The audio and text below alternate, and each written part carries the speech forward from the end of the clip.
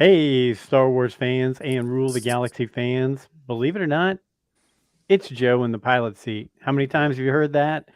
Probably not 200 times, but tonight we're celebrating episode 200 of the Rule the Galaxy podcast, and we've pretty much got the entire crew together here, so we're excited about that.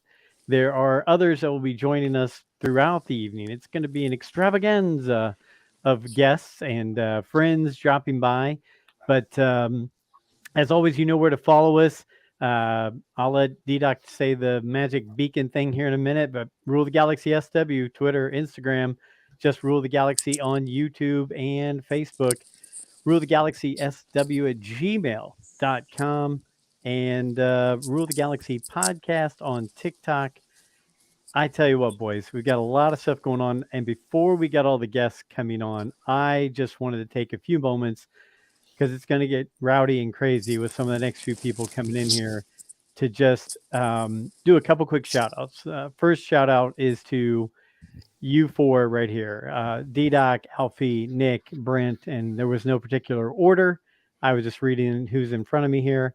Um, I can't thank you guys enough for being on this journey and having fun and just all the adventures we've had over the past few years. And while we thought it was a release from COVID when we started on this thing, here we are booking down the tracks at stop number 200. And wouldn't have done it with anybody else but you guys. You've been the rock that's hold all this together. So thank you guys so much, and thanks for being a part of it. I want to give a shout out to all of your significant others as well as my significant other. All the way around the board. Our wives put up with us doing this week by week and thinking, gosh, you group of nerds, you're just sitting around talking about something that probably nobody pays attention to or anybody cares about, but you ladies have given us a chance to do this and you put up with us, so we thank you. If any of you are watching it live, see, we do appreciate you. We do care. So that, and then a couple quick shout outs to one of our people who can't be here, who's kind of become a regular co-host, and that's Jessica Duchess. She's been doing a great job filling in from time to time. She is actually at Star Wars Celebration, where some of our other little guests will be over the next few days as well. But that's it. That's a spiel. We're going to have a bunch of people showing up here in the next 15 minutes. It's going to start. So, you know what, DDoc, you hurt your back today. You put all this together behind the scenes. I'm going to start with you. How you doing, brother? I'm doing good. If I let like a little shriek out at any point, it's just because I turned the wrong way. But yeah, I was just literally sitting there putting a tile in and just turned and just like I thought I was having a heart attack. Honestly, it hurt so bad. So I'm good right now. I'm sitting down and I'm just excited for this show. We had a lot of fun prep leading up to this. It's going to be a fun night. It's going to be a marathon. I'm ready for it. It is. It is. And being a guy who could actually probably be your dad on our age difference here, Brent, I think, or Alfie one said, "Hey, welcome to middle age." When you just do something simple and you hit your back, and next thing you know, you're dropping. You got a lot of that in your future, as we can see Alfie with the brace on his wrist. Alfie, I'll go to you next. Anything more hurting on you today, and how are you doing? I'm doing pretty good, man. I've been excited for this all day. And yeah, I hurt my neck today laughing at our conversation because that's just the way life is now. You just laugh a little too hard and your neck pops. And now I can't look to the right very easily. Okay. That reminds me of Costanza on Seinfeld, right when he was getting ready to get married. And he said, "Look, I can't turn. It's not a good turn. It's not a good turn." So you can be Costanza for the night if you Yeah. want, but Thankfully, it didn't, hinder my bowling game tonight. I was still able to get some frames in, got the nachos. We're ready to go. how many packs But of did you roll on smoke? Shabbos? Did you roll on Shabbos? It's Shomer Shabbos. I sure shit don't roll on Shabbos. Oh gosh, it's starting already. Anybody know the reference? Oh, absolutely. Big Lebowski. Okay, thank you, Donnie. Okay. Thanks. Anyway, Brent, you chimed in with movie lines already. How are you, brother? Well, when he's talking about getting some frames in, the number one best bowling movie aside from Kingpin So I was gonna is say, Big Lebowski. So you Okay. got to talk about Lebowski. And You I would really John like Good. Kingpin. Well, Yeah, I love that's why I Kingpin. said aside from Kingpin. You got two, Lebowski and Kingpin. Name another bowling movie. Uncle Buck That's not a bowling movie. There's a scene. has bowling in it. There's a scene. Like Kingpin and Lebowski are there often. You a Anyways. cheerleader? You look firm. You a cheerleader? Hey, pal, don't you have a game somewhere else? Oh, you're not going to Wow. get any strikes sitting here, are you? Are you going to go Okay. King Ralph on us now too, or what? No. Like, let's talk about all the big fat men movies. All right, so how we doing? How long it's been since John Goodman? How He's since John he's Candy's dead. been gone? Oh, yeah, like 20 years, I think. 25 years. It's like 98, I feel like, Yeah, something yeah, like that. Just crazy. Anyway, go ahead, Brent. Yeah. So here we are talking the wars. I know you sit there and talk about us, but really it is you that pulls everybody back together. So I can't let you sit here and give and heap thanks and praise without us saying, if it wasn't for you doing this thing with your son. I love the tagline, and it's my part of my elevator speech as well. When I tell people about what podcast I'm on, I'm like, there's a guy started with his son. They wanted to rule the galaxy as father and son, which is fitting for the title of the podcast. Yep. And then I go from there. So yeah, that's kind of my elevator speech. So I appreciate you and the Spawn having the idea to start this. So It has been a fun ride. I'm glad he talked me into doing it. And I'm glad you guys went along for the ride after he got pulled in a different direction. So thanks, Brent. I appreciate that. Nick Shesky, how the hell are you, Nick? Out of practice, guys. Holy smokes. I put on there that y'all have your Twitter handles. I've not been active on Twitter in so freaking long that I'm just fake host because, guys, life has gotten in the way, and I'm so glad y'all are doing this and so going, and that you would even consider letting me jump back in and do the podcast tonight. We're good. I got two little boys keeping us on our toes. I've had a lot of health stuff and work stuff, but we're navigating through and making it happen, and I could not miss episode 200. I've been missing text because I got on yesterday and I saw that there were 120 missed texts that I had in the Rule of the Galaxy thread, and I went, Hold on. "Oh my gosh, how do I read all these? I can't keep hold up." on. That's from about 4 hours. Like Yeah. That's you what I must mean. not be like that's not that long. Like 120 is easy a 2 to 3 hour stretch for this group. That's what I'm saying. I saw Yeah. it, and I'm quickly scanning, going, "Who had a life event that happened? Oh, no, great! Oh, D-Doc, awesome!" No, it's usually Alfie just making sure that he makes the point to me because I've said something, and Alfie is continually throwing his points back at me. That's how it works. Although I am excited about tonight because the heated exchange, well, not heated, but the cordial exchange back and forth was wonderful this week. It was. I feel like I'm sitting on the sidelines eating popcorn, watching and spectating. And it from was afar. all out of love. It was all out of love. There's a couple times when he wouldn't take the bait, though. That really frustrated me because I worked hard on those baits. But so you're talking about taking the bait, and I'm sure you're talking about the two of us going back and forth at each other. The one thing that I'm worried about, or not worried about, but I'm waiting anticipation for is some of our featured guests have thrown us some sound bites, and we got a teaser trailer in our text message string that there's gonna be a battle royale that started from one of the voice messages we got, and I want to know what the hell this text message is gonna be. Well, I don't remember it being a battle royale because of one of the messages, but D-Doc before he D-Doc dropped a knot. He's the one who. So give us more detail. Here so I can prep. said you're going to be blown away by what the men did for it because it's insane. D-Doc, if you want, because we got a couple guests that'll be showing up here in like 5 or 6 minutes. You want to swing out and grab Mr. Scott Rifen, his message that he sent to us for All show right. 200. Let's put his picture up here in the corner here. There he Right, is. and Joe, before as he's pulling up who is Scott Rifen? Scott Rifen, he is the most listened to man in South Georgia radio. He part of is the Georgia Star Wars Mafia. Yes, the Georgia Star Wars Mafia, and he started My Star Wars Story podcast. So that's where I originally started hearing Scott. Then I heard him with some of our future guests that'll be on here this evening, and he's just been great. And he might be coming to Indianapolis this summer for family stuff. So if he is, we are definitely gonna have to hook up. But I started listening to it, but I wanted to be surprised with the rest of it. D-Doc, when you've got it ready, hit play. Guys, it's Scott Rifen. You guys are absolutely beautiful. Congratulations on your 200th episode. You know, I got to thinking about it, and outside of my daily podcast and my radio show, I've never done 200 episodes of any podcast I've ever done in my entire life. So kudos to you guys for that. I mean, I know what the achievement must be because I've never actually managed to get there, but you guys clearly have much more stamina than I have, and I'm not going to ask how you got more stamina, if it's some kind of an herbal supplement or like a topical thing. I know one time I did see a stamina supplement at Spencer's when I was younger, and I didn't know what it was.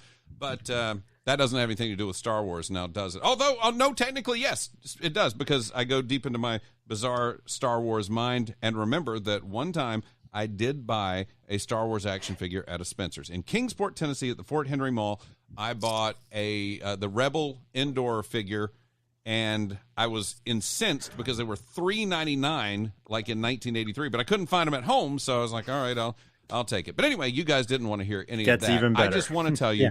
Congratulations, and let you know that anytime you need somebody to completely derail your podcast and take it off in bizarre directions that you had not even Like right now. anticipated, especially with really weird old school Star Wars stuff, you call me anytime except for Thursday nights, obviously, or else I'd be there tonight. So any time at all that you want to call me to be on your podcast and guest with you, I would love that, except Thursday nights and every other Wednesday. So I will drop anything anytime for you guys except Thursday. He's doing the every other Steve Wednesday, Martin. and He's Fridays doing the during Steve football Martin. season is I probably love pretty it. rough too. I Come to think of love it, it. Sunday also during football season, not so good. So really anytime that you guys want me on the podcast, except Thursdays, every other Wednesday, Sunday during football season, Friday during football Oh my season. God, that's the Steve Martin and Saturday Night Live probably bit. Saturday mornings, because in the immortal words of Biff Tannen, I sleep in on weekends. Oh, I forgot. I've been noodling around on a little song, like a tribute song to you guys, but I haven't finished it yet. I'm sorry. I couldn't get it done in time. But it goes something like this. Now, remember, this isn't a finished product. This is like a work in progress type thing. So just bear with me here. Rule the Galaxy is the best podcast for you and also me. Where are you gonna find this much Star Wars chatter for free and weekly? It will show up right there on your phone. The Galaxy is ruled by guys who call Indy their home. On most of the weeks it's great, only rarely will you say that one sucked. And then there's some other words and singsy things that'll go there, but you know kind of how all of that goes. Anyway, I don't want to waste your time. I've probably already taken up way too much of your time anyway, but just know you guys are awesome. Congratulations on 200 episodes. I look forward to being on each and every one of the next 200. Your program is genuinely a voice that welcomes all viewpoints, and that is one of the things that I appreciate most about it. You are what the community needs, even if some of the people in the community don't realize it yet. Much love. Scott Rifen signing off. Scotty Wow. Rifen. Killer. Did you guys That- think we'd get a song with our That's first? a banger. I mean, that flicked my bick. It was lit. I mean, what That other slapped. that slapped? What other catchphrases have we thrown out in this 200 episodes? It was great, no cap. No cap. Okay. So we got a Weird Science reference and an Extreme song and a Steve Martin bit. And, Who thought that? and Biff All in the Tannen. first 15 minutes. Yeah. And did you notice his guitar went out of tune the longer he kept playing it? No, It was great. It had a backing track too. That was Yeah, nice. he did. right? He Like did. because he had backup vocals. It was him, but it was backup vocals in That- harmony. It was time that was put Wow. into that. You know, we're gonna have some guests pop on in a second, and I am I'm hoping they just listen to that, because if not, we're gonna have to send it to them separately. One of them Well, being Steve Glosson. Yeah, Steve He's gotta Glosson hear needs that. to hear that because there was a part of me that thought that was Steve's voice, and I know that's I don't know if I'm hating on either one of those guys. I'm sure that's a Grammy Award winning theme song. Mark, you hit it out of the park on that. That is fantastic. Oh gosh, yes. And Rural Farm Boy, glad to hear from you, my friend. Yeah, so that was just our opener. We've got D-Doc. I'm sure you can tell me when they're ready to go. Bring them in. We've got some guests, and I'll introduce them. And D-Doc's got some background music for each one of them. And yeah, oh, Steve can hear the song, so he could hear the song. So that's going to be great. I really it's gonna hope be he does excellent. his Rifen impersonation. Oh my gosh. Are we gonna have another Umgate? Because we actually started an Umgate and brought, I believe, Steve out of retirement, so Steve and Rifen could have an argument about Umgate and podcasting and their like fake Matt Damon, Jimmy Kimmel argument deal Yes, going on. we did. It was surprising to hear us on being talked about on Geek Out Loud, but Gate started here. So, and Jack Harvey, who's one of our upcoming guests, says he can't unhear that song either. So, D-Doc, I'm- whenever you're ready to unveil these guys, let me And All right. as you bring them in, I apologize because I couldn't help but hum the lines to the song because it's such a catchy song. I might have. It was beautiful. It was was a sing amazing. song. Yeah, It enhanced.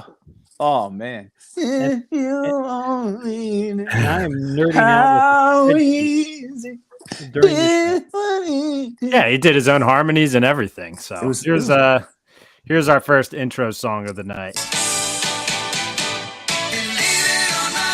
Oh, it got knocked out in the first round or second round. That was the greatest podcast bit I've ever had. And that is introducing our good friend, the host of Geek Out Loud, the Big Honkin' Show, and just one of the most fun guys I know in the community, Mr. Steve Glosson. Steve, welcome, and thanks for being a part of it. I can't follow that, guys. I'll see you later. Have a great show. Congratulations on 200. Glosson out. At the same time, Glosson, I do have to say I just finished the final four of your TV theme songs. Yep. And actually, you know what? I actually didn't hear the championship. I got to the championship and then I got to my Oh. location. Yeah. But your theme song got knocked out. But I also am slightly surprised you didn't go with Smallville as your intro music.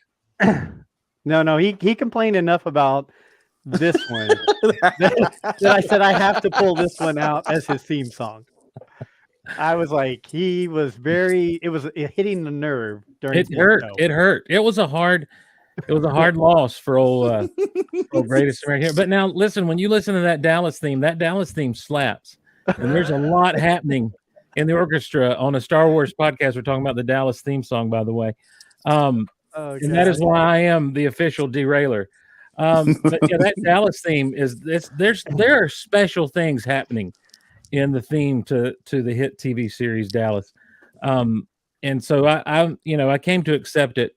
What I could not accept was that people were voting for a theme over another theme just because they had not seen the show. And I'm referencing Sight in particular. And I've only gone off on the listeners to Geek Out Loud probably that one time in my life. I was gobsmacked because they were like, "Well, I haven't seen Sight." I'm like, "It's not what I just played you enough of the theme to know that it's better than whatever it was up against."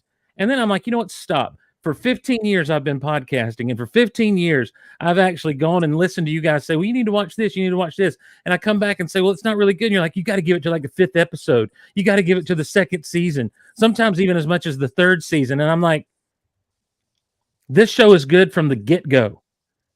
Go watch it and then come back to me. And I had a lot of people come back and say, we're sorry. We should have voted for the psych theme. I'm like, you should have voted for it on its musical merits. And then you got one in the chat talking about how the Muppet Show is a superior Elite Eight? Sanford and Son. Yeah. Yes. Oh, you also didn't like that Hawaii Five-0 got knocked out as well. By I the way, didn't. Hawaii Five-0 is classic. That's It is. become a jam that I've actually really enjoyed and loved a lot. It's something really special. So Well, we really, I know some of us have been listening to it, and like I told you, I really enjoyed it, so I appreciate that. Steve, I have a question before we get going here, because we're going to introduce our other guest that's coming in right now. I'm not leaving. You don't have to leave. I'm not. I don't want you to. I'm here all night. Listen, the only way I can outdo what Scott Rifen did is just to be here for the whole night. No, you can do one thing. You can do one thing, and Oh, anytime an animal is voice. mentioned, you bring out the David Attenborough voice. We'll see what happens. That's I'm what I was gonna have waiting to get for. some images. I'm gonna have to do some work here and get some images to add into this. Some Star So- Wars creatures. I just had to jump off here, man, because All right, see I ya. wanted to hear that Dallas theme, and you're right, that does slap. Okay, Steve, I don't know if you've ever been on a show before with an IndyCar driver, a guy who's actually been in the Indianapolis 500. But Wow, our no. next guest is he is becoming just a good friend, and he's a good friend of my son, and we appreciate him. He's IndyCar driver, Ray Hall Letterman Lanigan team. I call him a modern day pod racer because, you have to be able to do that. You got to have some Jedi skills. And he's just a huge Star Wars fan, and he's really into collecting Star Wars cards. Play his theme song, and let's bring in Mr. Jack Harvey. I don't see his theme on our list, Joe. I Oh don't. no. I gave it to you. It is. Hold on. I have the Excel sheet on my phone right here. I don't see it. This is awesome production. It's the distance. We're going the distance. distance. Do it live. Going Just for do it. speed. We're going the distance. Come on, somebody you else not help see me. that on there? We're getting copyrighted. And was that? Oh, we're definitely getting copyrighted. There's no All doubt right. about If you don't bring it up, just bring up the man because he is awesome, and I want to make sure he hops in. Just play the music, Dan. Just play the music.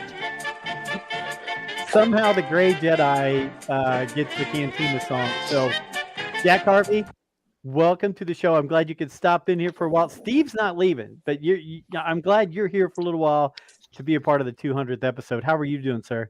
Yeah, I'm doing good, guys. Thanks for that epic intro. I was there just kind of in the background, backstage, waiting for this theme tune to rip, and I'm sorry. I listened to someone riff, and then awesome intro, and then just brought us back down to real life here. Hey, Okay. I've said all along that this show is run by bubblegum, shoestrings, and like, we're just rubber bands. We're just held together loosely here. So, Hey, that's cool. but I just enjoyed your show recently you did with Joey, the live show where you guys were opening up those packs of Star Wars cards. What are those new? What cards are those? Because that was blowing me away how good those looked. Yes, so I don't even know how this new hobby started, but card collecting has been one of them, and what we were ripping the other day is the top Star Wars Chrome Beskar edition for the Mandalorian, and they're pretty cool. And to be honest, I think the boy got a better box than I did on that day, which I was both happy about and then a bit miffed because I actually like to collect this stuff, and he just kind of tagging along for a good time. And but no, it's been fun, man. I try to tell my girlfriend, my parents, although I've decided to start collecting cards, my interest in things have pretty much been the same as what they are. It's just I'm collecting and accumulating more, just more stuff.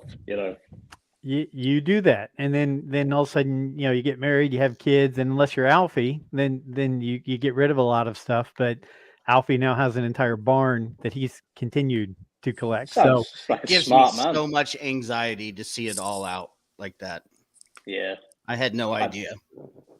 So we had a funny bit on that show talking about like guest rooms and how you kind of want one just to let people know they can stay but don't feel obligated to stay, and that's where you put out, you know, the bits that you want out but maybe not everyone to see all the time. And you know, that's so our guest room has temporarily become my trading card room.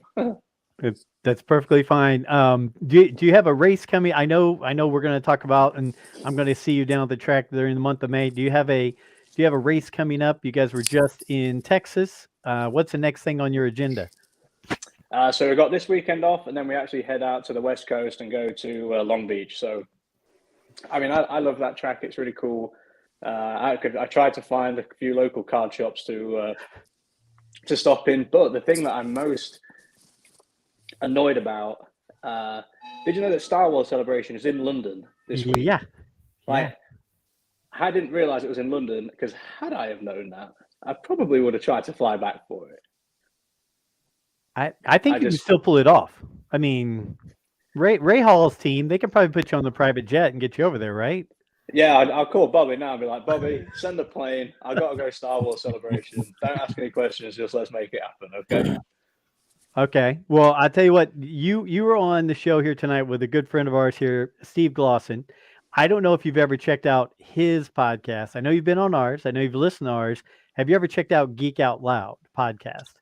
I haven't, but after hearing the camaraderie between you guys and things like that, I may well have to check it out when I hop off here in a little bit. Stop.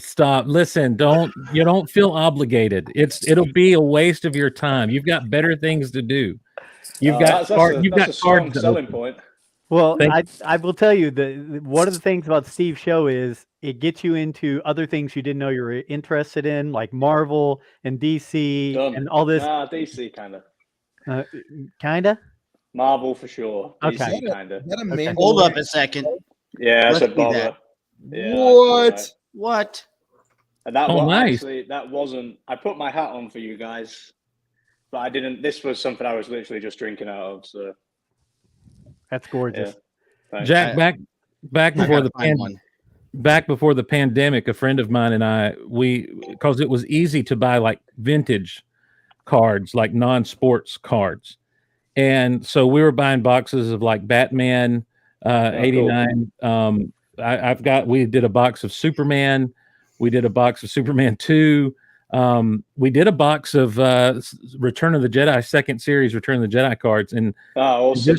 just had a blast breaking those things open. And then pandemic hits, and everyone stuck at home on eBay, and suddenly the price of those vintage cards just went through the roof astronomically, and it kind of ruined the hobby. But I've done trading cards since I was a little boy, and I love it. Topps to me has kind of messed it up with all their parallel sets and trying to rainbow a set and everything, and it's all about, did I get a hit in this box? Because I was always like, I want to collect the whole set.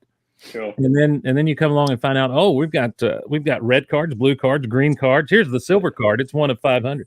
And you're like, oh, but it's that's an addictive thing. And then and before you know it, you've got stacks upon stacks of cards. You've got notebooks with sheets full of cards. And where do I even put these things now? I mean, I've got a list on my phone now as well. Like if I go somewhere, what I'm looking for. Yeah. Like this fandom. This is how it starts. Well, Yep. it's how it starts. It's terrible. So Yeah. what's number one on Jack Harvey's Grail list of cards that he's looking for? And are these Star Wars cards, or are they also sports cards? Well, yes, all the above. In the Don't packs, discriminate. though. We pretty much do everything. If I could get like one Holy Grail, there's a triple auto right now that you can get, and it's Harrison Ford, Mark Hamill, and Carrie Fisher. correct. Yeah. I just think that would be that's got to be the Holy Grail, right? Most definitely.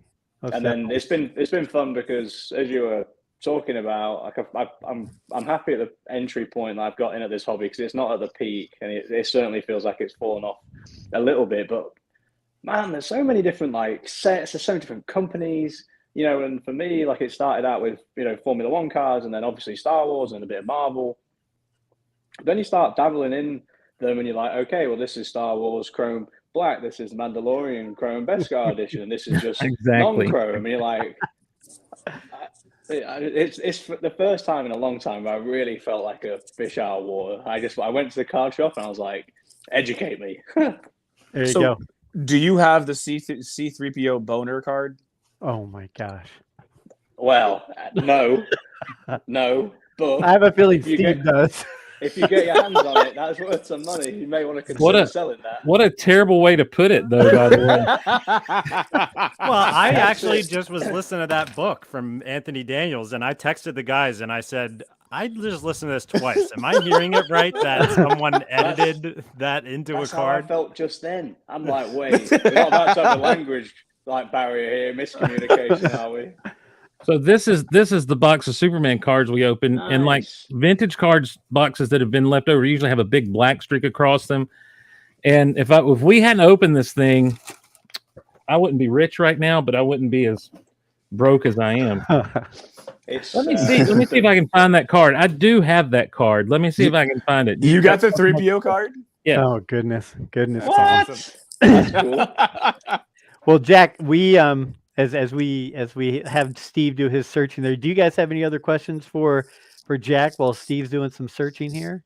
So Jack, I know it's probably a couple weeks ago, but everything good with the wreck? Because I turned it on and then I hear that Jack got into a wreck, and I texted the boys, and then we all kind of had a text string. So you're back in the car, everything's good. Yeah, Okay. all good. Yeah, I missed one of the test days that we had, and in the end, kind of diagnosed it as a really bad right wrist sprain. Luckily, no surgery. MRI scan came back good, and yeah, we obviously got the race done in Texas, and I mean that didn't go exactly how we hoped it would have. But I mean, it's difficult to just say we've been working harder, because that makes it seem like we weren't working hard before. But I mean, this week has been an intense week. I actually just got off the simulator. I was there over in Brownsburg working with Honda and the team on their simulator, just to try and fix a little bit this deficit that we have. But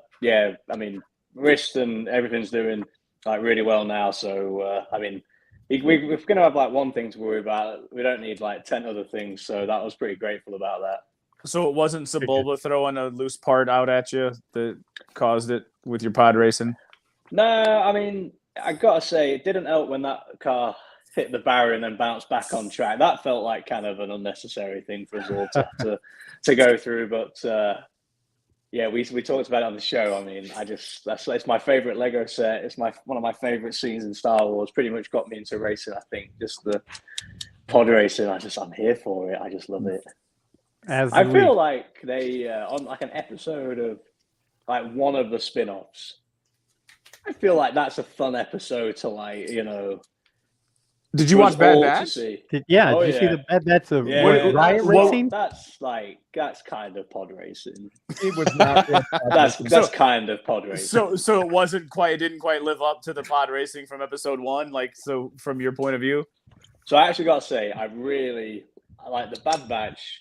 Might be my favorite animation that Star Wars have made. I love everything about it. I hated that they put it on the same day as the Mandalorian got aired. I feel like people shifted then their focus and their attention. But I love the Bad Batch. I think it's so cool, and I actually really did like that episode. And I kind of got the sense that they were about to, Tech was going to do one, because they just started to make us like him, and then like every good thing, they just took him away, and that really that lifted me off. R.I.P. D-Doc pouring one out for my dead homies. Is that what you were doing over there? Absolutely, yeah. Like when Sammy Sosa used to go up to bat, I'm just putting it up there for my boy Tech. I miss him. I shed tears. I said I put my kid down for a nap, and I said, oh well, I could knock out the Bad Batch finale. And then here I am, a grown man with my child sleeping, and me shedding tears for an animated Star Wars show. But that's the power of Star Wars. I like that you felt safe enough in this environment to share that, because that's probably not something I would have shared with any of my but I respect Tech was my boy. Actually, one of my favorite cards that I have is a Crosshair autograph card, numbered 99 out of 99. Oh And man. and I showed someone who I thought was a Star Wars fan, and I showed him the back because it was a numbered one, and I was buzzing to get 99 out of 99, and it fell flat, and that's when I realized they're not a fan. True. There is 99. there is a diverse array of Star Wars fans and what they're into. We were at Celebration 5 back in 2010 in Orlando, and I was hanging out with a dude, and we sat down at a place just to chill for a minute, and a guy came up to the table like, "Hey, can I sit down?" And we're like, "Sure." So we strike up a conversation with the guy, and he's like, "Yeah, I'm not really that much into the movies. I really like the video games." Okay. And I just kind of tilted my head, like a dog does when he hears a weird noise. I'm like, "Not that much into the movies. What are you talking about?" "Yeah, I don't really do much collecting. I'm just into the video games." What? And like it was a revelation for me. Like, you mean there are people that don't like fill their shelves with Star Wars action figures and know every line in the movie by heart? And so yeah. Let me see. I don't know if this will work out or not. I see it. Yeah. Amazing. Yeah. So that is, don't ever bring that card to Anthony Daniels. No. He will take it and rip it up. What? Yeah. Yeah. He's Yeah. not a fan of Why? that. He doesn't Yeah, like the exactly. card. Not Triple C. I guarantee you he would do that. That guy was awesome and animated, and I felt so bad for the poor sound guy that didn't turn his mic on when it was supposed to come on, and he just railed into him of like, "You missed your cue. Let's do it over again." And then the guy missed it a second time. He's like, "You missed it again. I can't help you. I don't know." He takes his I love stuff that you have seriously. that card, though. By the way, that's just awesome. It is. It's one that I stumble. As I said, as a little boy, I had Empire Strikes Back cards because I was 3 years old when that movie came out, and it was just pictures for me to look at basically. And I still have those just over in a box somewhere. But someone just had a bunch of extra cards that listened to the show, and they sent me just a huge swath of their extras, and this was in the pile. And I'm like, I'll take it. I love that. Yeah. Well, That's I'll tell you amazing. real quick, D-Doc, has our next person shown up for the show? Because I think Yes. these guys will enjoy the intro music. And I didn't. let you I'm sure listen that to I will music. enjoy someone's intro music. Yes. Hey, by the way, Yours. Reluctantly Um, pushed at the starting line. Engines pumping and thumping in time. The green light flashes, the flags go up. Churning was for and you, burning, Jack. they yearn for the cup. They deftly maneuver and muscle for rank. See, that was Okay. good. That was good. That was good. I like That would have been a lot better. Yeah. Yeah. Do you listen to that as you're walking out? As like right before gentlemen start your engines, or I might have to, because the other riff that I heard first is still very much in my mind. So this It's hard might to get have out be of my there. new one. If Yeah. you see us at the 500 this year, and I'm just walking in a straight line, and my head's just doing this. I haven't got a concussion. I'm jamming. Well, Wow, that wait. song just felt like it fit for you. So Thank you. we're gonna have another get.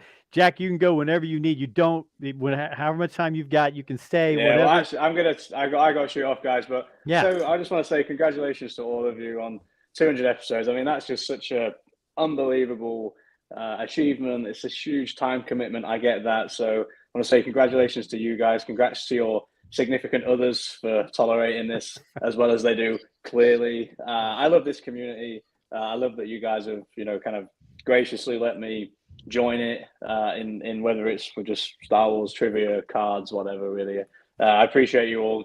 Congratulations again. Thanks, no problem. And Thank you. we'll see you out at the track. I've got some cards for you, and all Star Wars fans should be rooting for Jack Harvey in Brilliant. IndyCar. So, Awesome. Thank you, guys. Congratulations. yep, thank you. Our next guest, go ahead, Brent. just anyone who's a Star Wars fan and doesn't know who Jack Harvey is, Google. You'll probably find it if you go to Google Images. Google Jack Harvey Indy 500 2022 helmet, and he had a custom-made Star Wars helmet with TIE fighters and X-wings and Kenobi and Skywalker. It was all so over sweet. it. And So it's a cool look. The helmet was like custom made. So if you want to take a look at it, if you haven't seen it, Google Jack Harvey Indy 500 helmet 2022. You Hey, should see an image. It's pretty cool. I just Googled him to kind of figure out what was going on here and make sure I knew what IndyCar racing was. Yeah, for And you. and so I Googled him, and I got to tell you guys, no offense to any of you, but I think that may be the best looking man I've ever been on a podcast with. Is that the prettiest man you ever saw? I am now got a man crush on Jack Harvey. Well, you've heard Scott Rifen sing, and you've seen a handsome man in Jack. Well, Harvey. listen, Glossen's going to come on there with Jack Harvey and act like he doesn't know what Indy racing is. What do you mean you don't know what Indy racing is? Of course you know who Jack Harvey is. Well, you know what? Can't believe I missed Jack Harvey and Glossen. Oh gosh. Okay. So our next guest. This guy has been gracious enough to be on our show a few times. He is a Star Wars voice actor. He's an audiobook narrator for Star Wars. I was told by Michael Havens of the ICCC that this is his favorite Grand Admiral Thrawn voice, and the Duchess said this is her favorite Marchion Rowe. It used to be Marchion Rowe voice, but this is our good friend Mark Thompson, and he created his own intro song. Mark Thompson. Marky Mark, it is Marky Thompson, and it is now Marky Thompson. Here's the guy who narrates these books, some Star Wars audio books.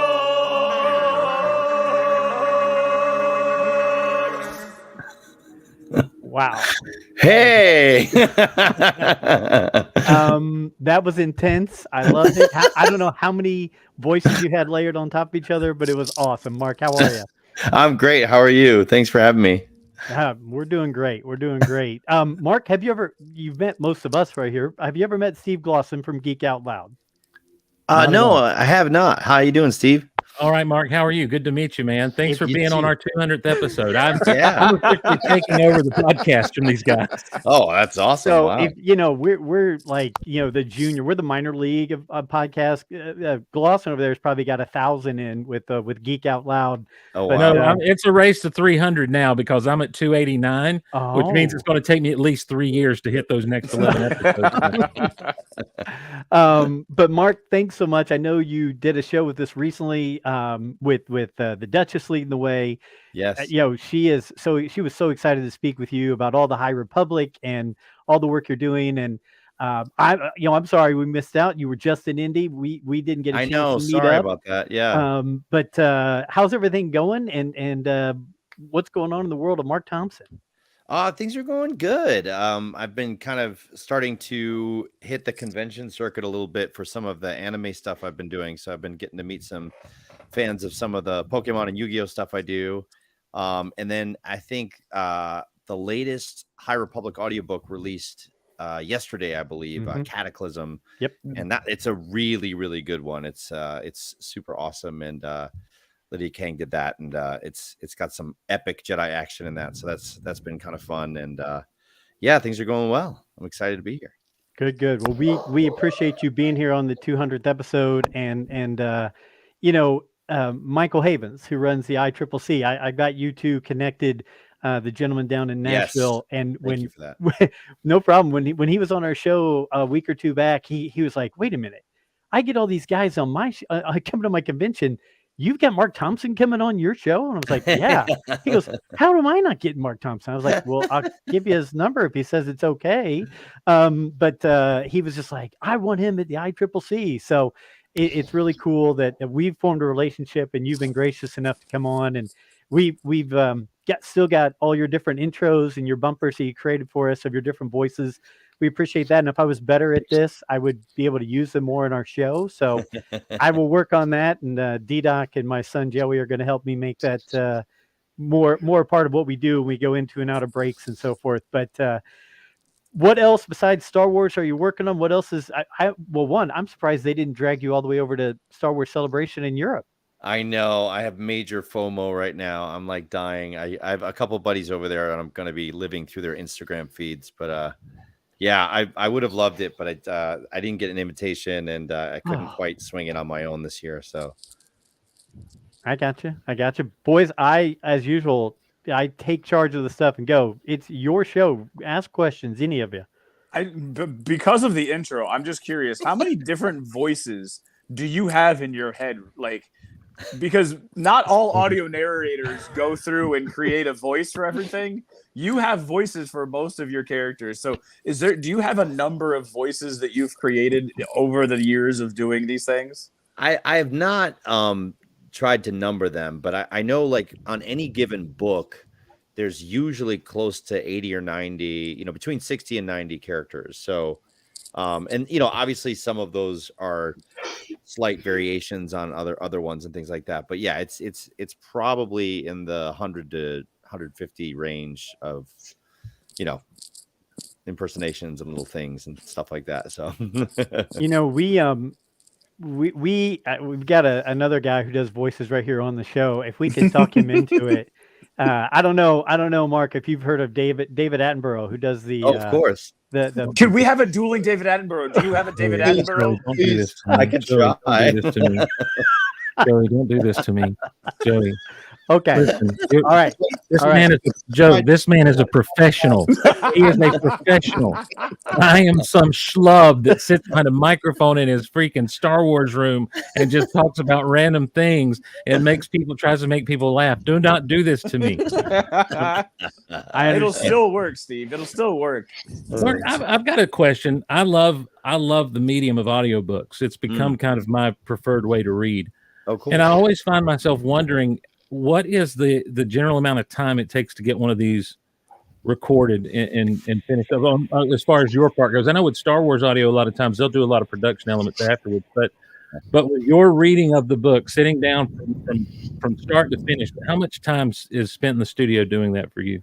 Well, for me, it takes about 5 days, pretty much from 10 in the morning till 6 at night. So like I get let out for food and bathroom and stuff like that. But otherwise it's like read. Right. And I'm definitely not the fastest reader in the world. I think like January LaVoy can probably do it in like 3 or 4 days. And like, I know, I think Jonathan Davis is probably a little quicker as well, but like I tend to get a little stumbly and jumbly and kind of trip over my words and stuff. So I give the editors a lot to do, and they definitely earn their paychecks when they're with me. but yeah, it takes me definitely a huge chunk of time. So you're doing 8-hour days, just reading and of course slipping into the voices and stuff as you need to. But how does your voice hold up doing that? I mean, to me, I go 3 hours on a show and I'm like, well, I'm done. That's it for me for the rest of, the month. Yeah. See you next time. Yeah. It's definitely the most I always feel stupid complaining about it because there's obviously so much more difficult jobs in the world, but like of all the stuff I do, like audiobooks is the most, demanding. And like, I definitely feel pretty wiped and kind of come home and I'm catatonic. And I've had to record a couple books with like strep throat. And that was like really bad. Like, I definitely felt like I, was bleeding or something from the throat. Yeah. So yeah, those, it can be very, very grueling. Do you have a favorite now? Okay. Do you have a favorite that you do of Star Wars characters, and do you have a favorite outside of that you just fall into sometimes? My son does impersonations all the time, and I'll be having a conversation with him and he'll slip into a character and he won't even realize it because it's part of him. Yeah. Do you find yourself doing that, or do you have favorites that kind of just come out from time to time? I don't know if they just come out. I'll definitely do I'll kind of like parrot things. Like if I hear an interesting voice on the street, I'll get about half a block down and then I'll start mimicking what I heard them say, whatever, and a lot of that's kind of like research and stuff like that. I'm like, ooh, I'm going to file that away for a higher public book. So yeah, but I love, like Jar Jar's fun to do just in, when you're hanging out like Misa on the Galaxy 200 episode. But Yoda's my all-time favorite, but yeah, so I don't know if there's not too many occasions where you can casually slip into that though. So, okay. All right. Would you say, again, going outside of Star Wars, I know you've done plenty of animated things that weren't related to that. Like you said, anime, different things. Is there somebody that would blow us away that you'd say, hey, I really enjoy doing this character? It's going to be a boring answer. I'm sorry, but like I'm not like, I'm usually the quiet guy in the audition room. Like there's, usually you get like dueling Christopher Walkens or, or kind of people doing their, different impersonations of guys and the voice actors like to like top each other and stuff like that. But I kind of find myself sitting back and listening most of the time. And I kind of, file it away and kind of work on it later, but I'm not, I'm not as extroverted when it comes to that stuff. I don't know. It's kind of boring. Sorry. Go ahead, Brett. You're fine. No, so like I think we've talked about this a number of times, but I don't know if I've ever asked you this question. Your style, because everybody's got a little bit different style. Because you mentioned January, you mentioned Jonathan Davis. Their reading style, their narration style is a little bit different, and they don't do as many of the what I'll call full-on character pops and impersonations. Like when I listen to yours, you have a lot more of those voices. How long did it take you to develop that style, and when did you know that that's the way you wanted to go with it? It probably took me 3 or 4 years because when I started doing the Legacy of the Force series, that was like the first ever audiobook I'd ever done. So I think I got hired because I could kind of mimic, to some varying degrees of success, like Han or Luke or some of these other guys. And, I was kind of ready to do that, but I wasn't really focused on the storytelling aspect of it. And, I always tell this story, but like Kevin Thompson, who's the director of a bunch of these, really kind of coached me and kind of like talked me through the importance of not just making the character voices, but like really trying to make sure that you're putting the same amount of energy into the prose and the narration and kind of the inner monologues and stuff like that. And so that I think marrying those two is where I kind of ended up landing in terms of my particular style. That's what makes it engaging for me if I try to focus on both of those. So yeah, cool. Anybody? Go ahead, Alfie. When you're doing an audiobook, is it difficult not to get caught up in the story that you're reading? As in, like, because I can picture, like, in my mind, reading Game of Thrones or something and wanting to like skip past so much stuff to get to the next part. How hard is it not to do that? It's definitely challenging. Like I think that was one of the skills I had to learn, because for me, when I first started, especially, the dialogue is what was really interesting to me. Like I wanted to kind of just do like straight up radio play and like, so I was kind of like yada yada yada yada. Okay, Chewie, come on, like you get to the good stuff, but then like as I learned how important the descriptions of what the rooms look like and what people are thinking were to setting up the dialogue, then I started paying more attention to that. And then now I kind of feel like if I can get a little bit lost in the story and kind of get in like a zone with it, I actually feel like it's better, because then I can get the emotion starts to come out as I'm discovering, things as I'm performing it or whatever. And then, but then inevitably I'll mispronounce a word or I'll invert something, and then I have to, and then I kind of lose the flow, like, so it's like it's hard sometimes to make it word perfect and, emotionally connected. So. Gotcha. Yeah. That was going to be my question of how many, do you have somebody with Star Wars that you're able to go, hey, how do you pronounce that? Like, I'm thinking of like Mithron Yorodo. Like the first time you do that, you're like, how the heck do you say that? Do you have, or is it just confidence of like, say it with confidence and that's what it is from now on? Sometimes I try to do that, and then 3 or 4 paragraphs later, Kevin's like, hold on, we totally mispronounced that word. We got to go back. But like basically the way it's supposed to work is we send a list of words we're not sure about how to pronounce to Lucasfilm, and they give us this giant spreadsheet of like, this is how you pronounce so and so words, but what, so every once in a while, a word will maybe get pronounced differently on some other book somewhere or on some other TV show or something. And that's where, you can get into the debates of Leia, Leah, or Han, Han, or, so, and it's it's such a massive, Well, that was a George Lucas thing, right? Didn't he say different people are going to say it different places? Right. Different Yeah. ways. So usually we default to that when there's conflict, and we're like, tomato, Twi'lek, so yeah. No. I tell you what, I'd be interested if we could maybe get Steve to do a character or two, but I don't want to put him on the spot. Because Mark, I think you'll really enjoy it. And actually, what's funny, Mark, is on his podcast, I give him grief all the time because he has all these commercials, fake commercials he puts in there, and fake whatever he does voices and all those. So he says he's a schlub in a Star Wars room, but the guy can pull this stuff off. D-Doc, do you have any pictures of any creatures or anything that you can pull up? Yes. Where Mr. Steve could. Yeah. I hope I know what these. The key is, do I know what these are? Yeah. You will. If I know what they are, I'm like a mid-tier Star Wars fan. You'll definitely know. All right, we'll see. We'll see about that. Just keep your eyes directed towards the Rule the Galaxy podcast logo in the corner, and we'll throw some stuff up there. It's like an eye exam. Is it too small for you? I could No, I've got it.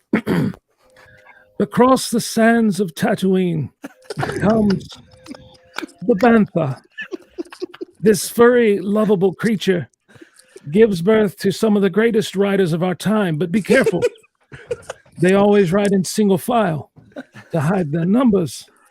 The bantha carries the sand people, but the bantha does not carry their aggression. Oh, like a bantha, write it like a bantha. That's amazing. That was beautiful. Oh, what do we got next here? Oh, we got a Rancor. Oh, Rancor. A Rancor has stumbled in. Rancor. Beneath mighty Jabba's palace dwells the mighty Rancor. Its native home of Fallujah, with its glowing flowers and its scary-looking natives who often ride the Rancor, have nothing to do with what I'm talking about right now. I'm speaking of the one underneath Jabba's throne. No wonder he's angry. He's underneath Jabba's throne. But that's the beauty of what you're doing, because that was a deep Force Unleashed cut. Thank you. From the video game. Beautiful. Yeah, I don't know if they're really from Fallujah or not. I just remember they were in the Force Unleashed. That they were. Probably That's probably the last Star Wars video game I ever played. No, Lego Star Wars. Okay. Did you not play Fallen Order? No. Oh, I don't so really good. have. I don't have a gaming system anymore. Oh, So yeah. I thought they were from Dathomir. Dathomir is what I meant to say. The Rancor of Dathomir. Well, I guess neither one of them are canon anymore. Yeah, because The they Night just had Sisters? one Bad Batch. Weren't the Night Sisters the first ones to ride the Rancors? Basically, the Rancors are from all over the galaxy. They spread out. Oh, the Wampa. That's what I know. That's from Hoth. That's exactly right. Mark, Watch do you, out. Do you ever You're do building a nature shows? snowman. Be careful. The Wampa may get you. Always on the hunt for meat. The Wampa loves to kill his prey, drag them back to his lair, and hang them up in an icy visage. That's Love enough. All right. Oh, the Kowakian monkey lizard. So, Mark, real quick, another question to throw it back and kind of be a little bit more serious. Like What? we talk, Because we are so serious. Yeah. So- Yeah, I can tell. one of the first times that you were on, we talked about the National Forensics League and coaching. Like I helped coach speech Oh, yes. and character Yes. pops and stuff like that. One of the first things that I told the kids was with their pieces, they need to have it memorized, because once you have it memorized, it's easier for you to pop in and out of your characters. So what I'm getting at is, do you memorize these novels? Because we talked before, you pop in and out of characters as you read. Do you commit about 400 pages to memory? No way. No, there's no possible way. Yeah. I mean, every once in a while, I might try to get a line of dialogue, memorized a beat before I'm going into it so that I can switch a little easier. But that's kind of all being done on the fly and as you go or whatever. So, What is the secret to turning pages without it coming across on the microphone?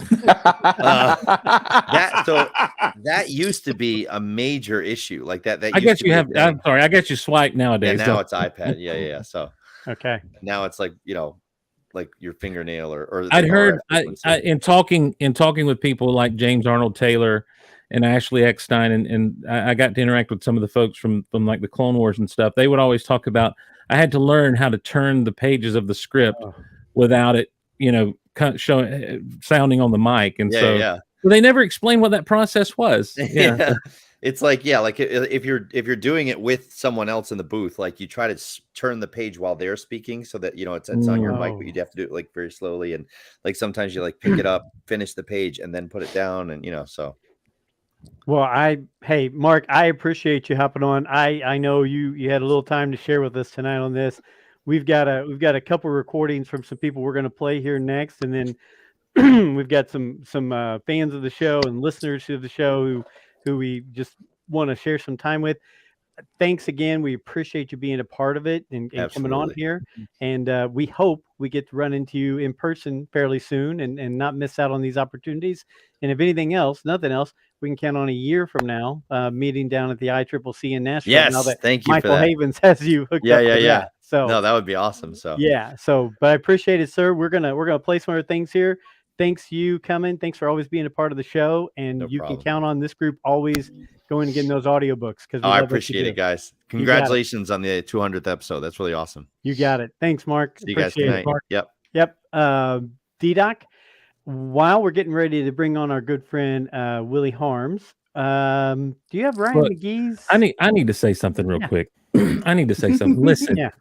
You don't, number one, you play Ryfan's thing as I'm getting ready to come in. Ryfan just puts me, Ryfan's like, let me show you why I'm a professional and Glossen's just an amateur schlub. And then you have a professional voice actor.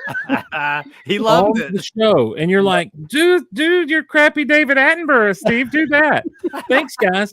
Here, I'm like, I'm going to come have some fun. We're going to talk Star Wars. We're going to talk about what we love about Star Wars. Steve, do this in front of this man. Embarrass yourself completely. He'll never be on your show. Also, Steve, here's the most good-looking man you've ever seen in your life. Steve, the problem is that I'm sitting over here quiet because I turned into Chris Farley. You remember when you did Thrawn?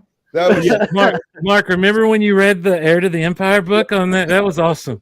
That was awesome. Well, I'm going to bring in another one here. If D-Doc, do we have Ryan McGee's quick video before we bring Willie Arms on? That's a great comment. I was going to say, shekels. We're throwing shekels. Yeah. You want me to run Ryan McGee's little shout out to us? Public credits are no good out here. I need something real. Ryan McGee of SEC Network and ESPN left this little message for number 200 here. Another professional. I'll cue this up. This goes full screen. It's a great video. Hey boys, Ryan McGee here from ESPN, and I just want to say congratulations on 200 episodes of Rule the Galaxy. Y'all know this. I've told you I was a listener and a fan before I was ever a guest, and I'm always honored to be a guest. So here is to 200 more episodes at least. Ryan McGee. Is very. Go ahead, Alfie. I would just like to point out that not only have we had an audio message, but now video. We're going live. There was little pictures in the screen over there. I mean, we have really taken this to the next level. It's all in production. We're spending our money wisely. I mean, you could almost pass this off as like a real podcast now. I agree.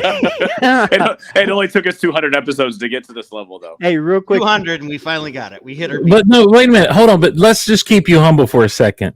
We got an IndyCar driver. We got a professional voice actor. We got someone from ESPN. We've got the most listened to man in South Georgia radio. Here's Steve. We got the creator of the Gulliverse. I'm sorry. Yeah, hey. You have a verse named after yourself. This is true. It's the Gulliverse. This is true. Hey, listen, you can do the same thing, Brent. You just have to name it. Okay. Right. You know, Ryfan just made up the fact that he's the most listened to man in South Georgia radio, but it sticks. That's true. It did stick. Not like any other things with Scott Rifen. Nothing else. Ryan McGee, and he's with the SEC network of Yes, ESPN. he also does NASCAR stuff, and See, and what am I? I'm an SEC fan. he also does a podcast that is telecasted on Saturday mornings. Marty and McGee. And he does. He just released a new book that he was the author of called "Welcome to the Circus of Minor League Baseball" that just came out on April 4th. So go get your copy by Mr. Ryan McGee. And he also wrote a book about his father, who was a SEC official. And there was a picture in the book of his dad standing next to George Lucas and Darth Vader and stormtroopers as they were, because he was reffing. I want to say it was a bowl game, I believe. That was at the Rose Bowl, and Lucas was like the ceremonial first coin toss. So his dad got to shoot the shit with George Lucas and Darth Vader before they did the coin toss. Language. Sorry, it's not after dark. I apologize. One time I bought tickets to see The Force Awakens live on a podcast. So my boy, I just really messed this up. This is fun. My screen just went all crazy. I now have just Brent, Nick, and Alfie on it, so I've got to really figure this out. Anyway, good luck with that. Yeah, that's going to be fun. Try exiting out of the full screen, and yeah, that's exit full screen. Also, I'd like to say I didn't know we were able to make our own entrance music, or I would have sent you mine. I know, but I had to play that song. I get it.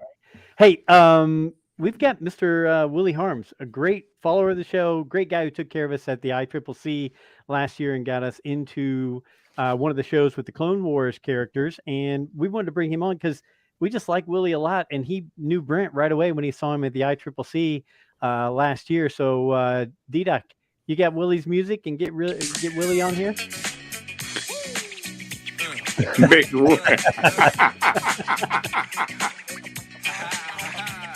Hey, so since you're from Central Illinois, I'll let the music go. Is your family okay, Willie? Yeah, we're all good. Yep. All right. And I'm actually here right now, like crazily enough, but yep, everybody's good. So you're in the Central, because like the tornadoes and everything that ripped through the last couple days also hit Peoria. And I know that there was one that was pretty close to the Peoria Central Illinois region. So everybody's good? Yep. I flew in Tuesday when everything hit, and literally like an hour after I got into town, it was like, oh, welcome back to Central Illinois. Like just storms everywhere. So yep, back here for like a week visiting family. And Steve, just so you know, I have no accolades to my name. So finally, you're above one of the guests on the show. So. Well, no, wait a minute. Hold on. Wait a minute. You have a great wrestler name, Willie Harms.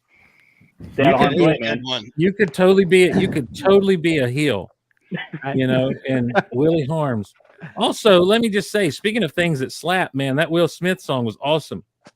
That was the first CD I ever owned, Big Willie style. Well, it makes sense. Big Willie style for Willie Harms. I love it. Yep. Will Smith slaps, y'all. I'm telling you. They're not I just getting caught it. that. You had to do it twice. You had to say it the second time for me to catch that. Right. Thank you. Yes.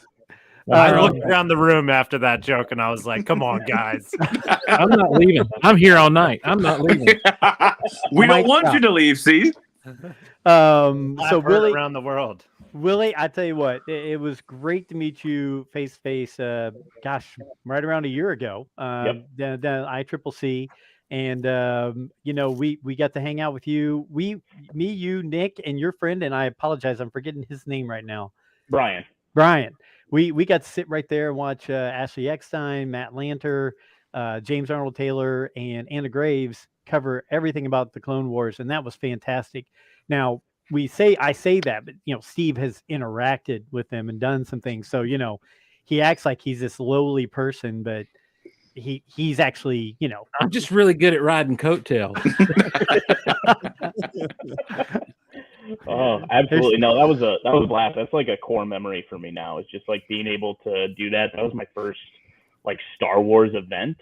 And man, that's so cool. I'm so bummed that I can't make it to ICCC this year, because the Rebels one, I think I'll be in. If I was there, I'd be in line for that like as soon as the gates open. Oh yeah.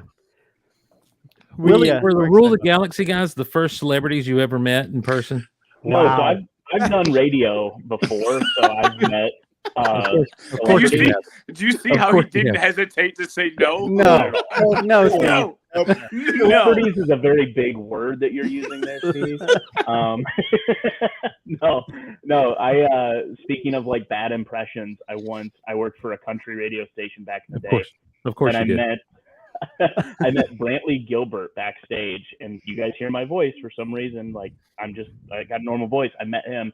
Hey man, I just love your music, brother. No, you you were didn't. great out there. I have no idea what happened. It just No, you took over didn't. me. It was bad. But That's awesome. That's awesome. Oh man. every once in a while, the voice kicks in. So, Well, but no, guys, congratulations on 200 episodes. Like I think I've been with you now, pretty early. I think I won your first ever drawing. You Yeah, did. you got to Jackson, right? You no, said I you didn't. had. No. Wait a minute. Hold on. He got. Go ahead. Dave Jones got Jackson. I'm calling timeout. You said you had no accolades. You used to work in you work in the radio. You've met celebrities, and you won their first. You won their first contest. Good night, alive. Yep, I have more stuff than Scott Rifen does of Rule the Galaxy. Oh, you got to bring that up. Wow. Who's this Willie Harms guy? Come over there with Glosson. Yeah, Glosson too threw good. shade on us on Twitter saying I don't have any stickers or anything from Rule the Galaxy. I was like, oh yeah, gosh. because the other place gave him a bunch of stuff. Yeah. the other podcast, whatever podcast it was. Yep. Rifen did this to you guys? Oh yeah. That's hateful. Scott Rifen. Gabe. What a jerk. That guy's a jerk. Well, I can tell you this. Wow. I hope he doesn't listen to this episode. I hope he does. I want him to hear it. I want the whole world to know. Willie, I can I tell had you to. right now, there's not a lot of things that Brent actually gets excited about, or that Brent can walk around and put his chest out about and everything like that. I mean, besides all the workouts he did and how he lost all that weight and won money, all His that kind of stuff. kids and his but- wife and But when you walk up to him and say, "Hey, Brent," he still tells people that all the time and says, "I was sitting at a convention. A guy walks up to me and says, 'Hey, Brent, I'm Willie Harm.'" I mean, that's like a code of honor for the guy right there. He just gets all worked up. I mean, I feel good for him that he has. I that. mean, you're kind of making it seem like I'm like this. Yes, it was interesting. I had never experienced somebody recognizing me for something that I never thought we would be recognized for. I'm right there with you. He did the same thing to me, and it still blows my mind that somebody knew who I was. I mean, because seriously, we're sitting here on shoestrings and bottle caps, and we're just now getting production value at episode 200. And I have somebody come up, and we were probably at episode 120, comes up and says, "Hey, Brent." Not even hey, he's like, "Hey, At Brent." a I'm like, convention in another state. never met the man before in my life. In my head, I'm like, did I teach you? Are you a former student? Where? And no, he's like, no, I listened to you guys on Rule the Galaxy. I was like, hold up. Did you put on a fake voice, Willie, when you said it? Nope. No, I can't do Brent. But no, I actually I remember we were walking around the whole the big show area, and I just see Joe on the phone, and didn't even say hi because I knew he was talking on the phone. But I just, Wheeling and tapped him on the dealing. shoulder, Always. and the rest is history. He told me to go say hi to you guys, and I don't know. There's just something cool about being able to listen to this, because I've been a Star Wars fan all my life, but I've never talked with people about it. So being able to listen to you guys have the conversations that I wish I could have outside of theaters, or after watching The Mandalorian or The Bad Batch. It's cool to be able to kind of have those conversations with you guys, even though I'm not actually on the show or with you guys. It's so cool to be able to do that. Do you join in the argument as you're listening to us? Oh yeah, absolutely. I do that with all podcasts. Yeah, I do too. You guys are my best friends that you don't even know it. I sent you Christmas cards that I never actually made. He's like, Doc doesn't know who Bothans are? What the F is wrong with him? I'll never forget that. I think Willie posted something on Twitter after that episode, and I know Glosson was on too. I remember you guys were I just remembered I was just like, I don't know what Bothans are, and you're just like, when did I wasn't on about Yes, y'all you were. about Buff, was I? Yeah, you were. They all died. How would he know what they are? Many Bothans died to bring us this information. You are correct. The question is, what's a Biff? That's the question. They're ugly. Yeah, They're bald. They're bald Ones with who play big domes. the music. that's a shout out to someone that'll never hear it, guys. I just want y'all to know. I just did a very inside shout out. Well, that's okay. Yeah. Well, is he bald with a big head? No. Okay, then I didn't insult him. Okay, I'm good with that then. The Biff, musically inclined. He was also, by the way, if you read Darth Plagueis, the Biff was also Darth Tenebris, which I believe was Plagueis' master. Yep. There we go. See, by Darth the way, Biff. guess where that came from? A book. A book. That's right. We've gotten Brent into books. I love it. Even if they're audio. Darth Plagueis was a good one. Darth Plagueis was a really good one. But at the same time, I love how Steve said, my favorite way of reading right now is listening to audiobooks because Not reading. But it's the exact same way that I read my Star Wars books as well. 100%. Hey, Willie, I hate to push you and bounce you, but Yeah, we've you're got good. like 3 people coming in. It's going to be a madhouse, and I can't Willie wait go to see round what in circles. happens. You're the best. Thanks for being there with us all this way. Willie, fly high like a bird up in the sky. That's right, brother. Absolutely. And Absolutely. we can't see you at ICCC this year, but we will run into you sometime soon, and Brent will come visit you. And Willie, go round in circles. So No, this has been great, guys. Congratulations on 200. Thank you even for thinking of me. Like, love this. Love you guys. And yeah, can't wait to see what happens next. Like, where does the production value go from here? Like, let's keep going higher. We're going back down. 4K. We're going Green back down, screens buddy. back here. 4K, baby. 4K. Blue screens. We could do got blue it. screens like from You the don't want to see this face in 4K. Come on now. come on now. All right. Thanks, guys. Willie, be good. Thanks, All right, brother. Willie. Hey, before we hop on to the next people, Miriam Skywalker, thank you for giving us a shout out.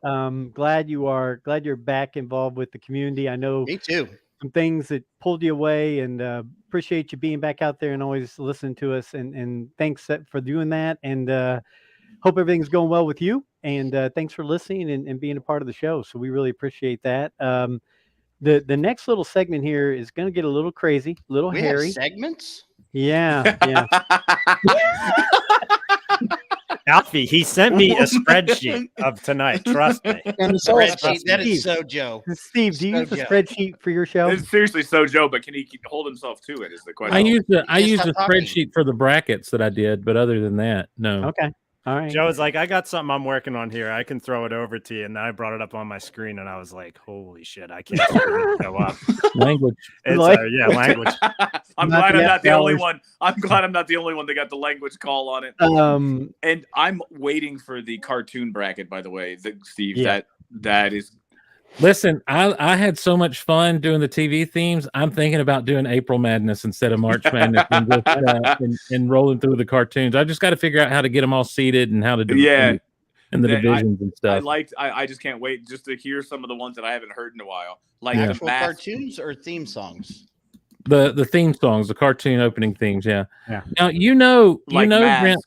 Yeah, Brent. You can look that up on YouTube anytime you want to. You don't have to wait for me to play it on the show. I just But here's looked the at deal. Dallas like an hour ago. But here's the deal. I don't. But you're gonna come up with ones that I have forgotten about, or whoever. You know what I mean? Like there are ones that I've forgotten about that I've heard, just like some of those theme songs. Well, So the TV theme songs. So that's what I. Steve, go ahead. I was going to say, Steve, we've got somebody coming up here in a minute that brings about the same energy level as you. So I'm really excited. Oh, I just got a message from someone that's like, tell them I'm in the waiting room. And I'm like, I want to say to you, sir, they can see you. They know. How many do we have in the waiting room? 2. Okay. I know Mr. Dave Jones is there. The real Dave. The real Dave Who else we got in the waiting room?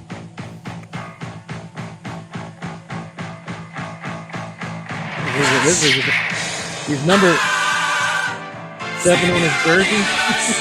Number 1 in your heart. Yeah. Gentlemen. Hey, Dave. They know you're in the waiting room, buddy. They know. Hey, They can dude. see I don't, I'm like low tech. It tells you on there only the host can see you, so they know. Dude, what do I know? Come on.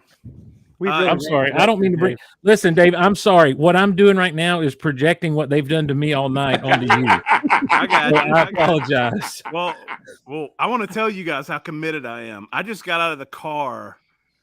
We left Orlando at like 10:30 this morning.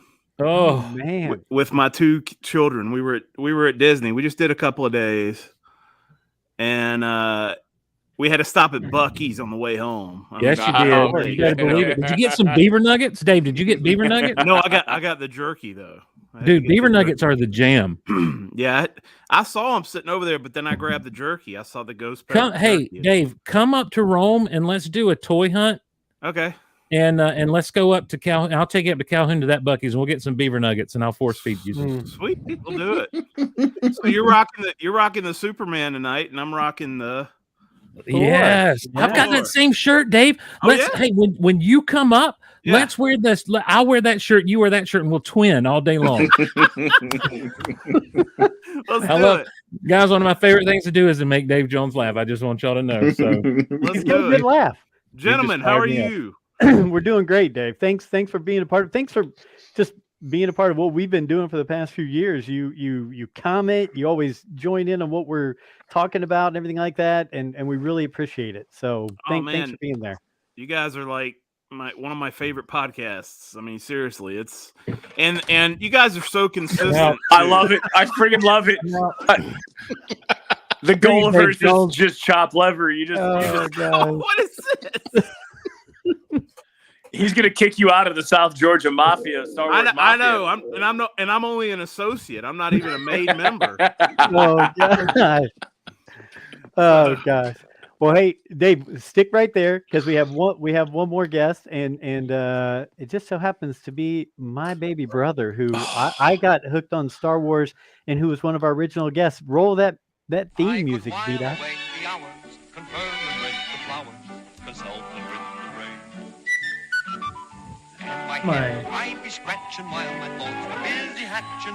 Hey guys. Hey.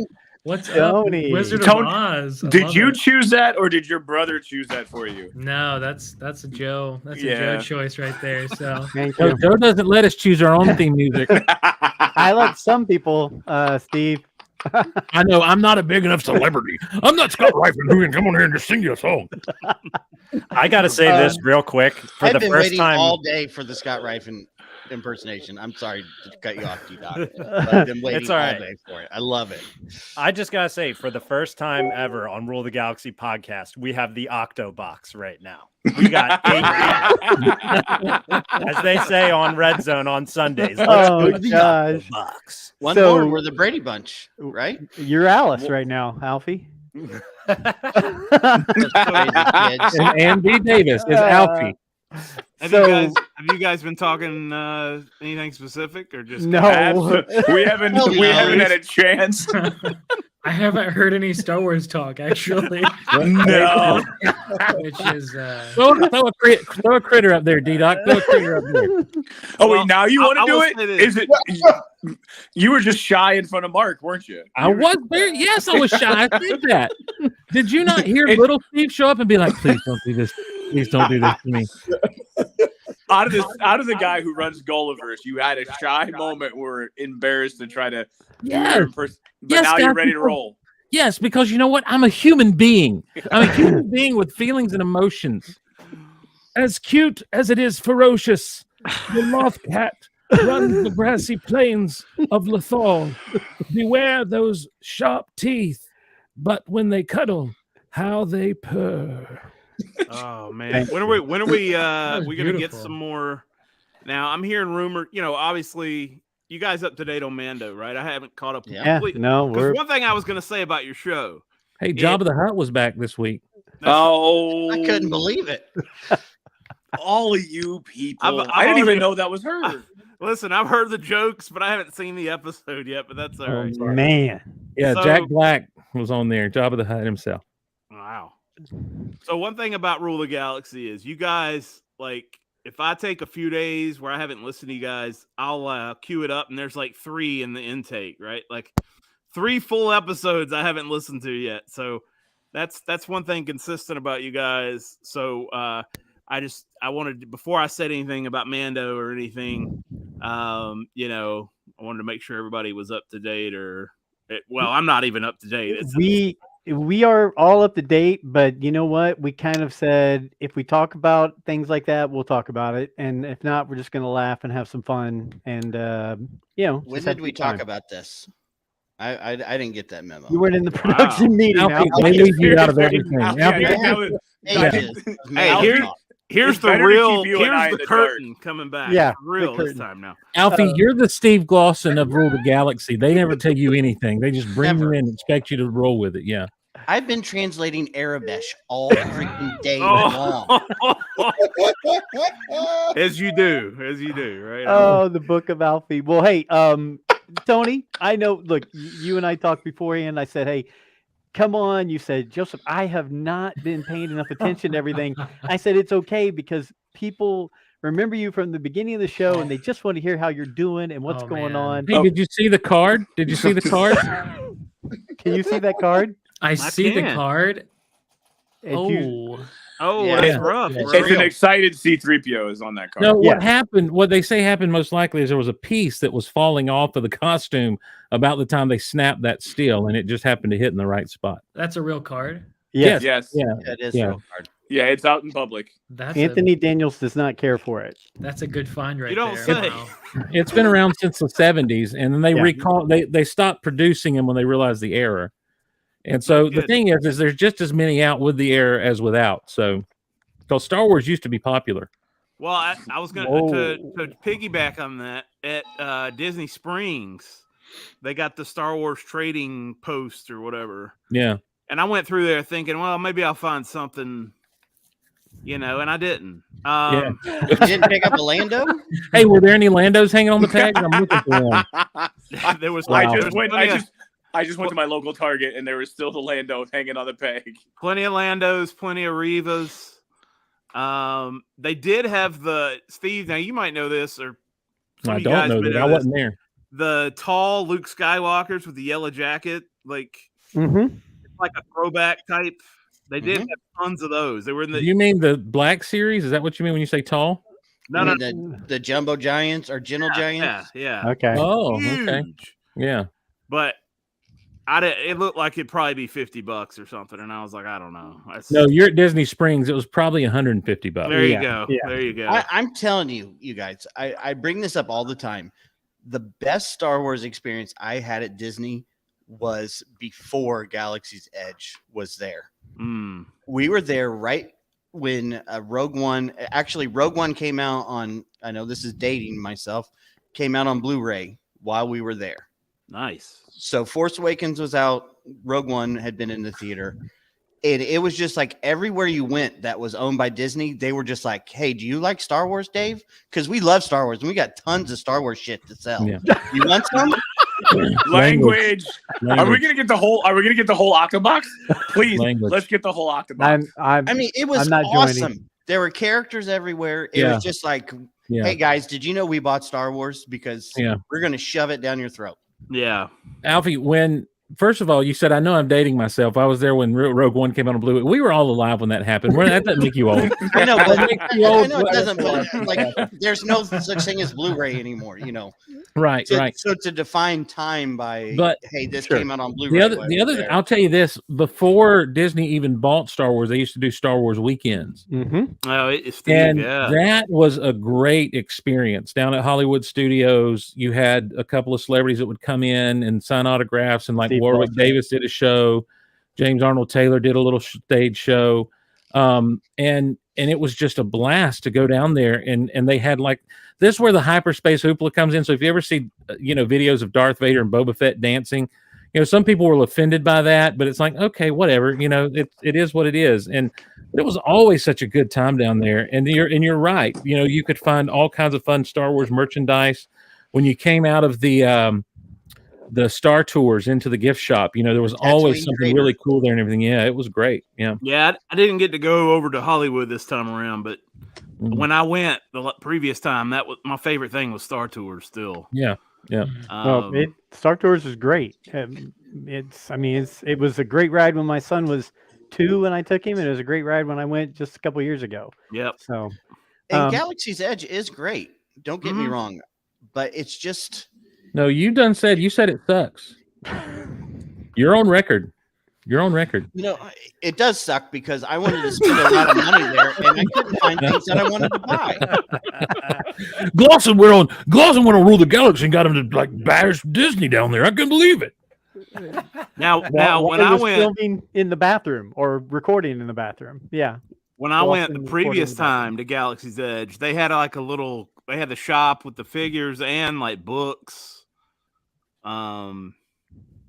everything like that. So and that's it'd been open a year probably by the time I went, maybe more. We hit the little shop at Galaxy's Edge when we were there, right by where, like, I guess it's technically Kylo Ren's ship or whatever that they have. First in that Order little shop. square. Yep. Yeah, and all that my son wanted to get was the First Order like taser type toy where you hit a button and it flips out the little taser, and then a shield, which I actually used that shield when a bat got into my house and I was chasing it and I was holding It's that. about a 3-pounder. Holy moly! I was holding a First Order shield. I felt like I really was in Star Wars for a minute. No there. kidding. Yeah. Wow. I'm gonna pivot as I usually do. I don't derail. Somebody else on this podcast derails. I pivot. I'm the official derailer. Thank you. But Tony, man, look, I know I put you up to this and made you come on here. How old is Wes now? Your son? My son is 5 years old. 5 years old. Have you gotten him watching any Star Wars stuff yet? Even the animated or anything like that?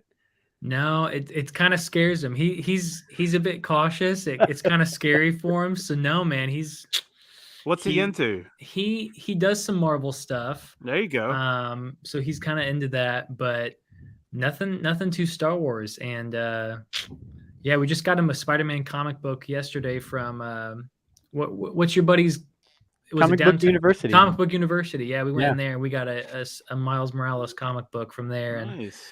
yeah, so yeah, I'm still waiting for what I mean. And honestly, I've been, like I said to Joe, like I've been putting myself in a bubble because I haven't been a huge fan of Star Wars stuff lately. But I definitely will introduce him to the older stuff that hits with me. So. Well, do me a favor. Don't be a stranger. And guys, I want you to know the only reason that I put that song up there is because Tony, were you not the Scarecrow in Wizard of Oz? I played the Scarecrow in a play. Yeah, Yes, I was the and Scarecrow. so that's where that. As random as it seemed, I guess. Joe, you were taking a dig. You were taking a dig at your little brother right out of the get go. That's what you were doing. Just roasting him on here, man. Come on. Hey, I got my Galaxy's Edge story real quick. I took me and my wife went, and she was probably 7 months pregnant, I think. So I had a good time at Galaxy's Edge, but I had to wheel her around in a wheelchair. So that was my experience. It was still fun, but we didn't get to do all the crazy stuff. We didn't do the Millennium Falcon. So I do want to go back, even though, like Alfie's review, it's maybe not the best place on earth, but I do want to go back and check it out again. So it really is great. I shouldn't talk about. I'm just teasing you.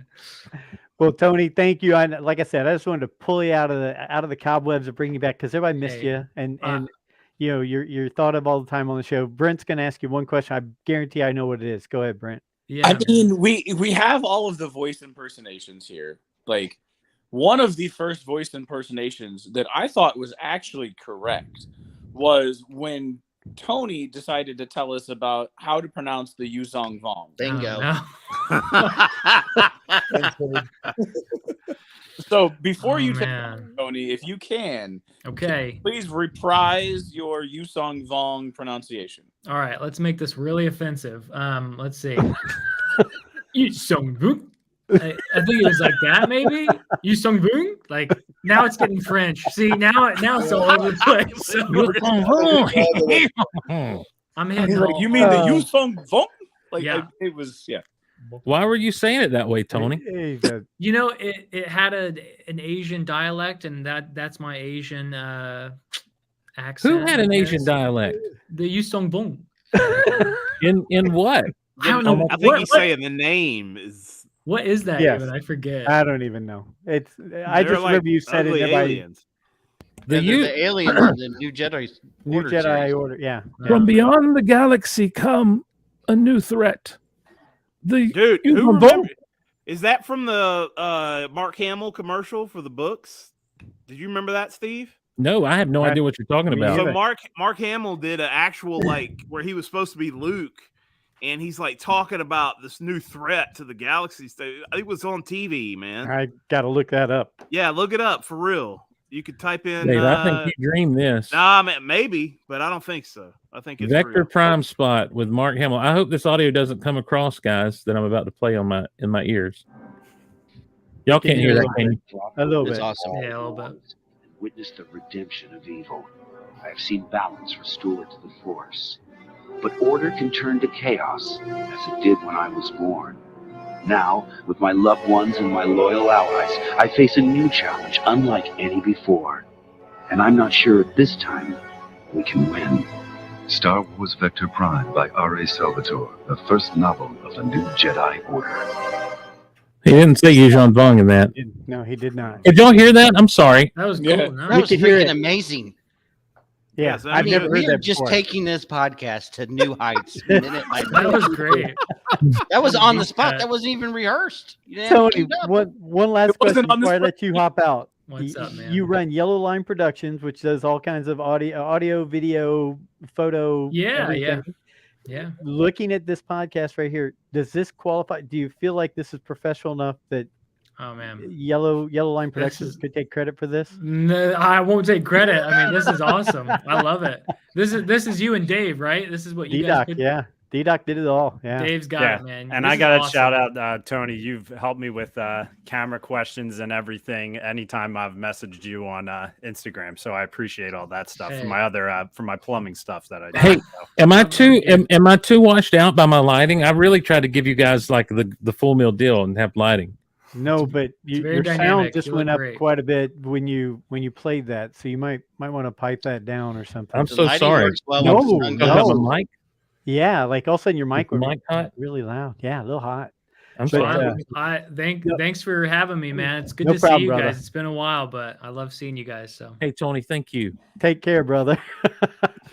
Be good. Thanks for coming, Tony. see you good, Tony. guys. Tony, See ya, good Tony. to see you. Good to see you, Tony. Come on. Tony's that's good what He is good people. Is this too loud now? No, you sound great. D-Doc, do we have people waiting? yes, we do. We have Stephen Kent on board, and I don't have a song on my thing for him.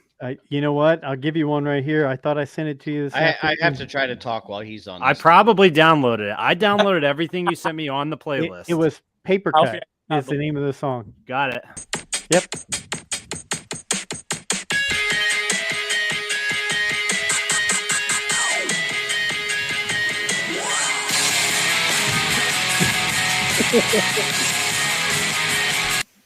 I love it. I love it. Very Mr. nice. Stephen Kent, author of How the Force Can Fix the World. He used to run Beltway Banthas, which is where I first listened to him and heard about him. Stephen, Hey boys, how we doing? they're doing well. You're doing, Doing well. good. I just got done watching The Outsiders, the 1983 Greasers movie for the first time since I was in high school, and I feel like I'm now hanging out with the guys. So who's Go. pony who's pony boy? Who gets? I'm soda pop. Oh So- gosh. I don't. Alfie, which one would you take, Alfie? What are my choices? Bing bong, soda pop, ding dong, and You know, Now this was Tony Boy. I don't even know anything else about it.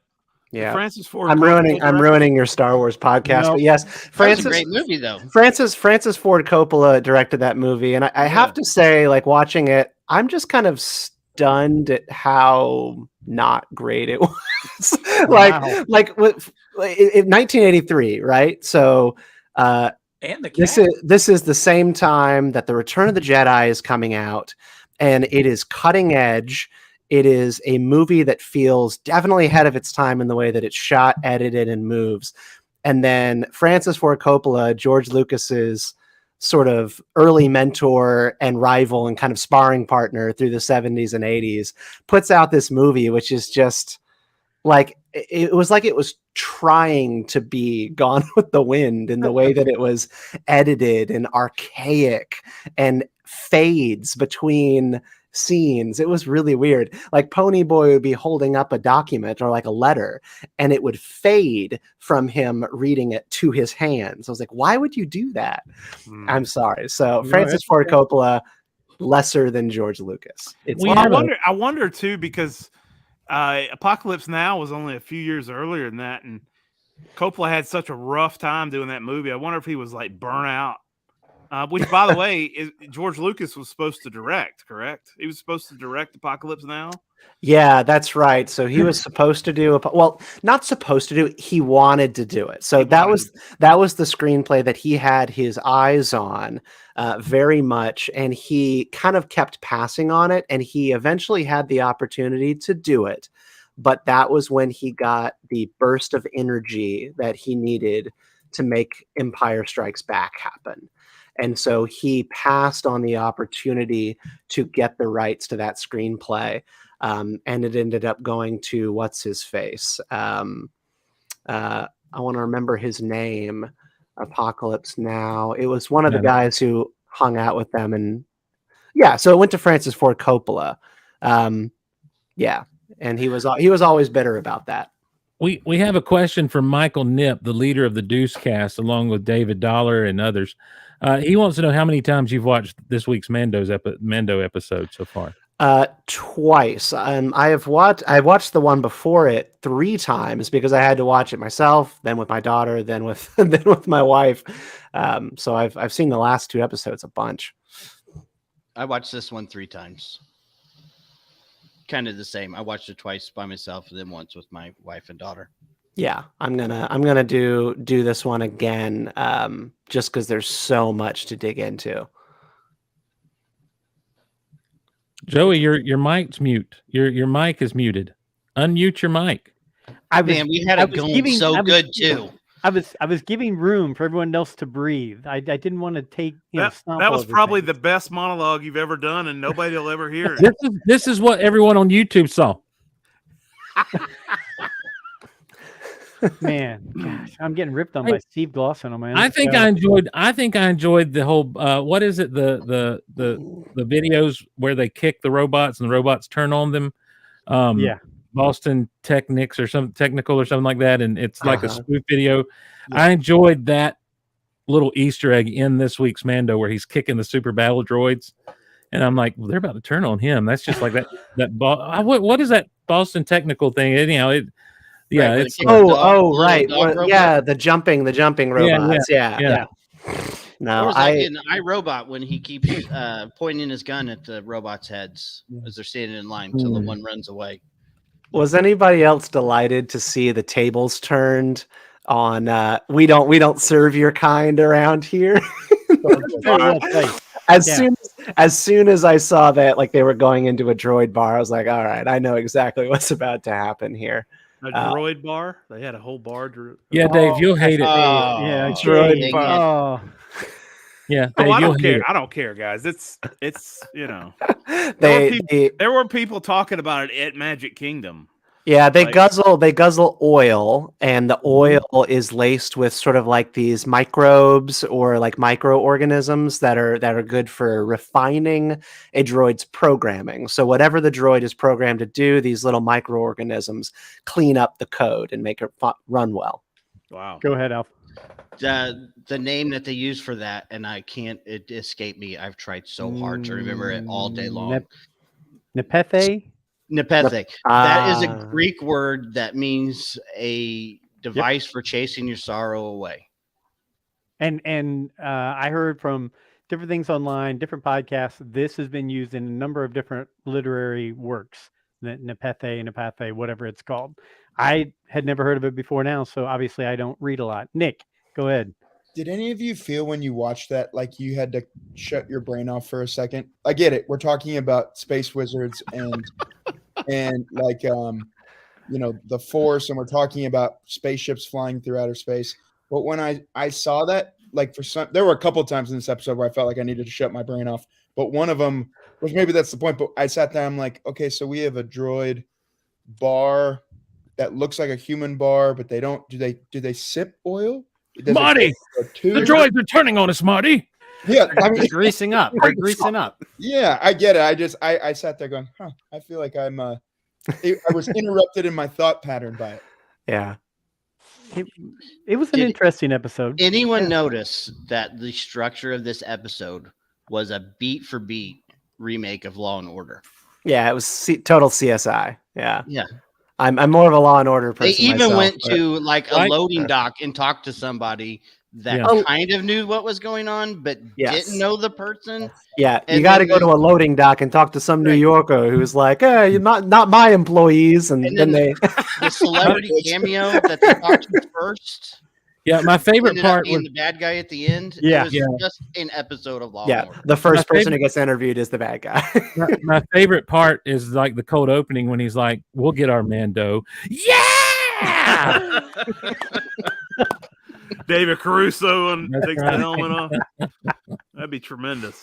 Oh gosh, could we get Caruso in Star Wars? Does that even Is make he sense? really? No, I said could we? Could he? Yeah, he could be one of the Anybody can be Mandos in over Star there. Wars. I will Hey, say, guess what? I think we Guess found what? that out this week. Yeah. The minute Hey. Wonder Boy steps on the screen, yes, David Caruso could be in Star Wars. on my phone, I have a little notepad where I write down tattoo ideas that I wanna try to get designed at some point. And I think after this new episode, I got a new one, and I really want to get script on my wrist that just says Count Dooku was a visionary. Yeah. That amazing. I don't know what font it will be. I don't know what will be wrapped around it, but Count Dooku was a visionary was just like this moment where I was just like, yes. If you can get what you need is Christopher Lloyd from Back to the Future with the big helmet on, like grabbing Marty and saying that Count Dooku was a visionary. Do you know Ronald what Reagan, this means? the actor. Yes. Seems this doesn't work. So good. So good. So what do we think?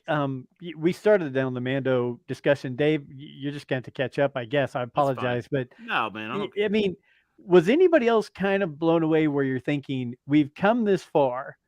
We're going to see this really cool thing happen to where somebody earns that Darksaber, and they walk up and go, "Oh yeah, this happened. So yeah, she gets that." And I just sat there going, "Yeah, go ahead."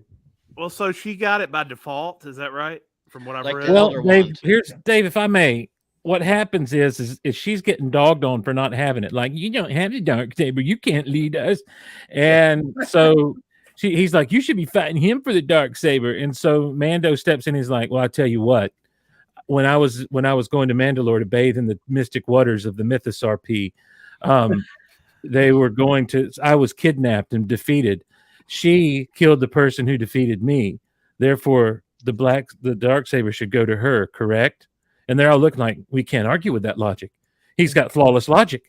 So, yes, it belongs to her. So she was able to take it and light it up, spark that Darksaber, and here we go. Yeah. Did anybody notice that the Mandalorians were like playing football? Yes. Mm-hmm. Like, were they just like sitting out there grilling out, throwing a frisbee around, waiting Just for their waiting next for the job? next job. Just like Exactly. the New Republic, pilots for playing some kind of modification of pool. When Zeb made his appearance. That was actually from a deleted scene from A New Hope. They play the same type of pool game. Oh, really? Cool. Yeah, at Tashi Station. That's Ladies and gentlemen, I just want to say Alfie has cracked the code as to how to put everything to a stop. Just this move. And it's so polite, right? I try not to talk over everyone. Silence is the room. It helps if you have the bowling Yeah, glove it's on. the brace. It's yeah. So Steve, little, and we're getting our production secrets away. That's just really how we do it. If you notice, Brent a couple times has gone, Z, right there. If I see D-Doc, if I see out, I go right to him. If Brent really wants a point, you'll see the finger like around At this the screen. area. Yeah. it'll start tapping in. Especially I'll if be I'm paying talking, that attention, finger you'll will see really Brent's start camera going. and you'll see it start moving real quick. It's like a little critter that comes out after. It's like, yes. I wanted to Behold. comment actually on this episode though. Brent's finger. It forced me to break my tradition. I actually watched Mandalorian during the daytime because I went on Twitter and I always forget on Wednesdays in the morning. Like I just Great go on Twitter, Scots. probably like I get my coffee, go on Twitter. I always forget. Mhm. And all I see is tweets just saying, "What the hell was that? John Favreau, we need to have a conversation. Who's writing this stuff?" And then I was like, all right, I'm going to have to break my Uh-huh. tradition and watch Star Wars in the morning rather than at night. You know, and here's- I here's sat a there question. waiting for what I was supposed to be mad about while I was watching it. That's what I'll say. And by the time the credits rolled, I'm just like, that was a fun episode. Like, I don't know. I just didn't have any issues with it.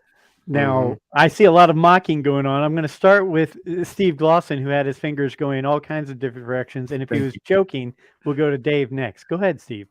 Thank you, Joe. You're I welcome. just want to make a mention of this. And D-Doc, you're right. I saw several things on social medias before I was able to sit down. Social medias is the way I hip up social media, by the way. Okay. I saw several things on the social medias before I sat down and watched the Mandalorian episode. And honestly, to me, story-wise, there's nothing that I was like, oh, this is just egregious. But the celebrity cameos, Tim Meadows last week, and then Jack Black and Lizzo and Christopher Lloyd this week, nothing against any of those people. I just was like, I seldom do I ever say I got taken out of it, but man, it took me right out of it. So the story in and of itself was really neat. It was fun. It was a great way to do Star Wars, but man, those cameos are what really kind of threw me for a loop. Agreed. Dave, were you just teasing, or did you have something to go with? Me. Yeah, were you Oh, pointing yeah, as yeah. well? Yeah, I did. It was kind of a general idea about the season, where I felt that the pacing has been a little off, and by that I mean the way it was established in the first couple of seasons. Now, just bear with me a minute. The Katie Sackhoff. There's been several moments where I'm like expecting some kind of it's been real kind of almost unemotional, her delivery of things, and I don't know if that's Deliberate. I don't know if that's deliberate. I don't know what it is, because I turn around and I watch, like when I think back to when I watched Battlestar Galactica, she's full of emotion throughout most of that series.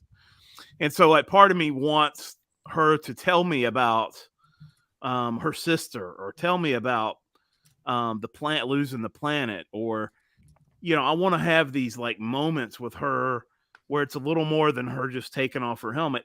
I also understand that Star Wars is, there's quick cuts. I mean, it's kind of in the DNA of Star Wars. I understand that. But I'm a little interested in the way they pace the show, or the way you guys feel about the way they are pacing the show. If it's kind of true to itself, is it true to Star Wars? Blah, blah, blah, that kind of thing. I think it's deliberate. If I'm not mistaken, during Clone Wars, didn't she speak like that as well? Wasn't she very almost monotone? And so I think she's following up on that. So it's just like her sister was kind of a little more. Yes.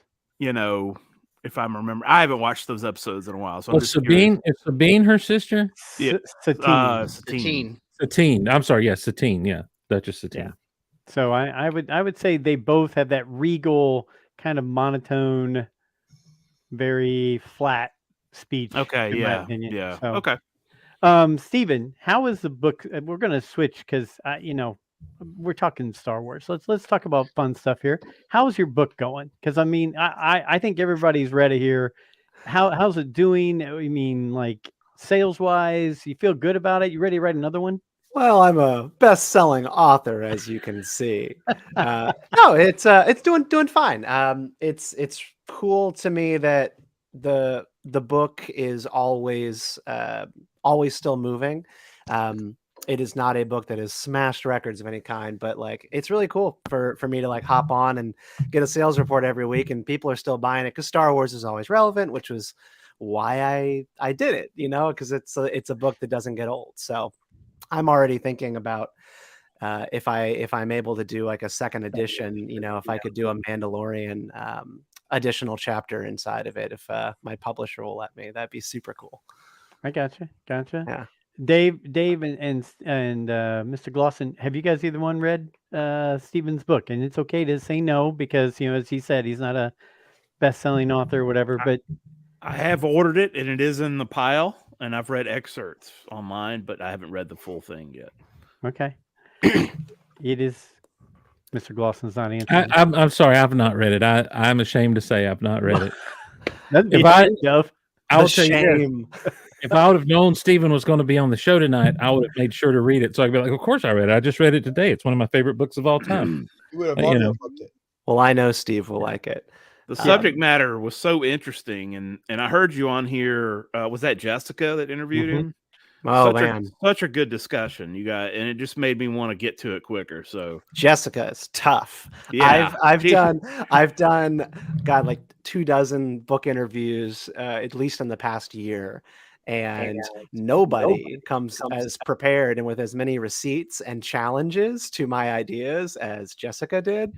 And I found myself at moments in that going, oh God, I haven't studied, you know, because she was like holding things that I had written down in front of her. I haven't really looked at my book in over a year, really. And I was like, that's an interesting thing I supposedly wrote. I'm not sure if I agree. But Jessica's great. Yeah.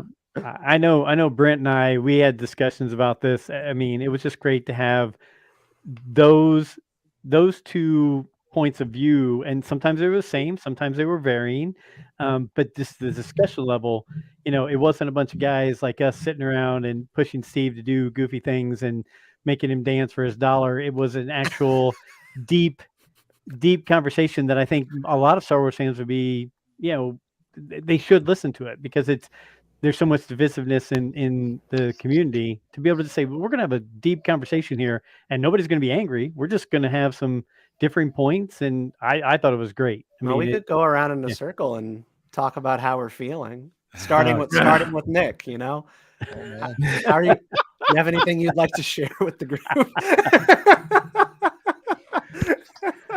Yeah, no, I intimidated. Is that yeah? Well, I think I always think you it's cool, define redemption. Nick? Ooh. And are we all able to tap into redemption? Did you guys see the big controversy? Well, not big controversy, I guess it's like micro controversies, but when Vanity Fair Rolling Stone tweeted out about Ahmed Best's cameo in the Jedi Temple in that episode of The Mandalorian, that it was a redemption for Ahmed Best, and Rolling Stone framed it as such. And then Star Wars Twitter just comes after Rolling Stone for being like, he didn't do anything wrong. He doesn't need redemption. He needs an apology. And this is like, kind of what blew up in Star Wars Twitter for a couple of hours, that he was owed an apology, that he didn't need redemption. I was just watching this going like, does nobody know what redemption means? Like, redemption doesn't mean that you're Hitler. Right. It's this journey that we all go to, like peaks and valleys, and redemption in the context of Ahmed Best is, a shitty thing happened to him. Like, Star Wars almost ruined his life. Yes. And now Star Wars has enabled him to like get back to the summit again. Like, it's a beautiful thing. And I was kind of blown away that people think that redemption is only for bad guys. It was fantastic. I loved when you put that out there and people were kind of bantering that around. It was a good discussion. And in 2019, I was at Star Wars Celebration in Chicago, and my son and I were sitting there probably 15 feet away from Ahmed Best doing his interview with the Star Wars people. And it was just great. The fans were loving every minute he was there. And it felt good back then to think where he was and where he'd gotten to then. So now to look where he's gotten to is even better. Steve, go ahead. First of all, I'm so happy to be able to say this to a guest who I've never met and I don't know language.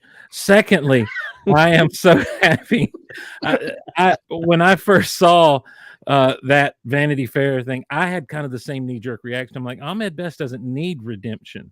But then I thought about it, I'm like, well, I don't know what word. I understand the point of what they were trying to say. The Rolling Stones, I should say, not the Vanity Fair, but the Rolling Stone. I understood what they were trying to say. And so I didn't like get all blowy uppy, ticked off about it. I think it's a shame that, you know, almost 24 years ago, people were so knee-jerk against Jar Jar that they never gave that character a real chance moving forward. In the Clone Wars, when Jar Jar has a proper straight man to play against, like a good old comedic duo used to do, he actually works as a character. And in that animated form, he worked very well as well.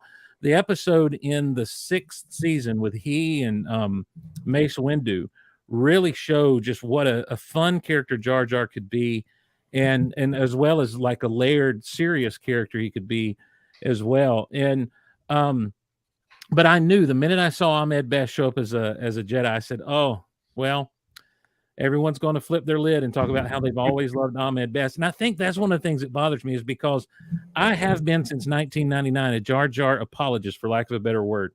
Good for you. I have defended that character and loved that character. But I knew, I'm like, there are going to be people coming out of the woodwork who are acting like they've always loved Jar Jar, who have said some hateful things about him in the past. And that's the kind of thing that really irks me, is when people jump on these bandwagons and stuff. But I was happy for him. As I watched, I said, you know what? Good for him. I'm really glad that he's getting to do this really cool thing with a really awesome character. And honestly, that's the kind of cameo or the kind of appearance I like, because your average viewer is not going to know, oh, that's Jar Jar Binks. Like I told my wife, that's the guy who played Jar Jar Binks, you know,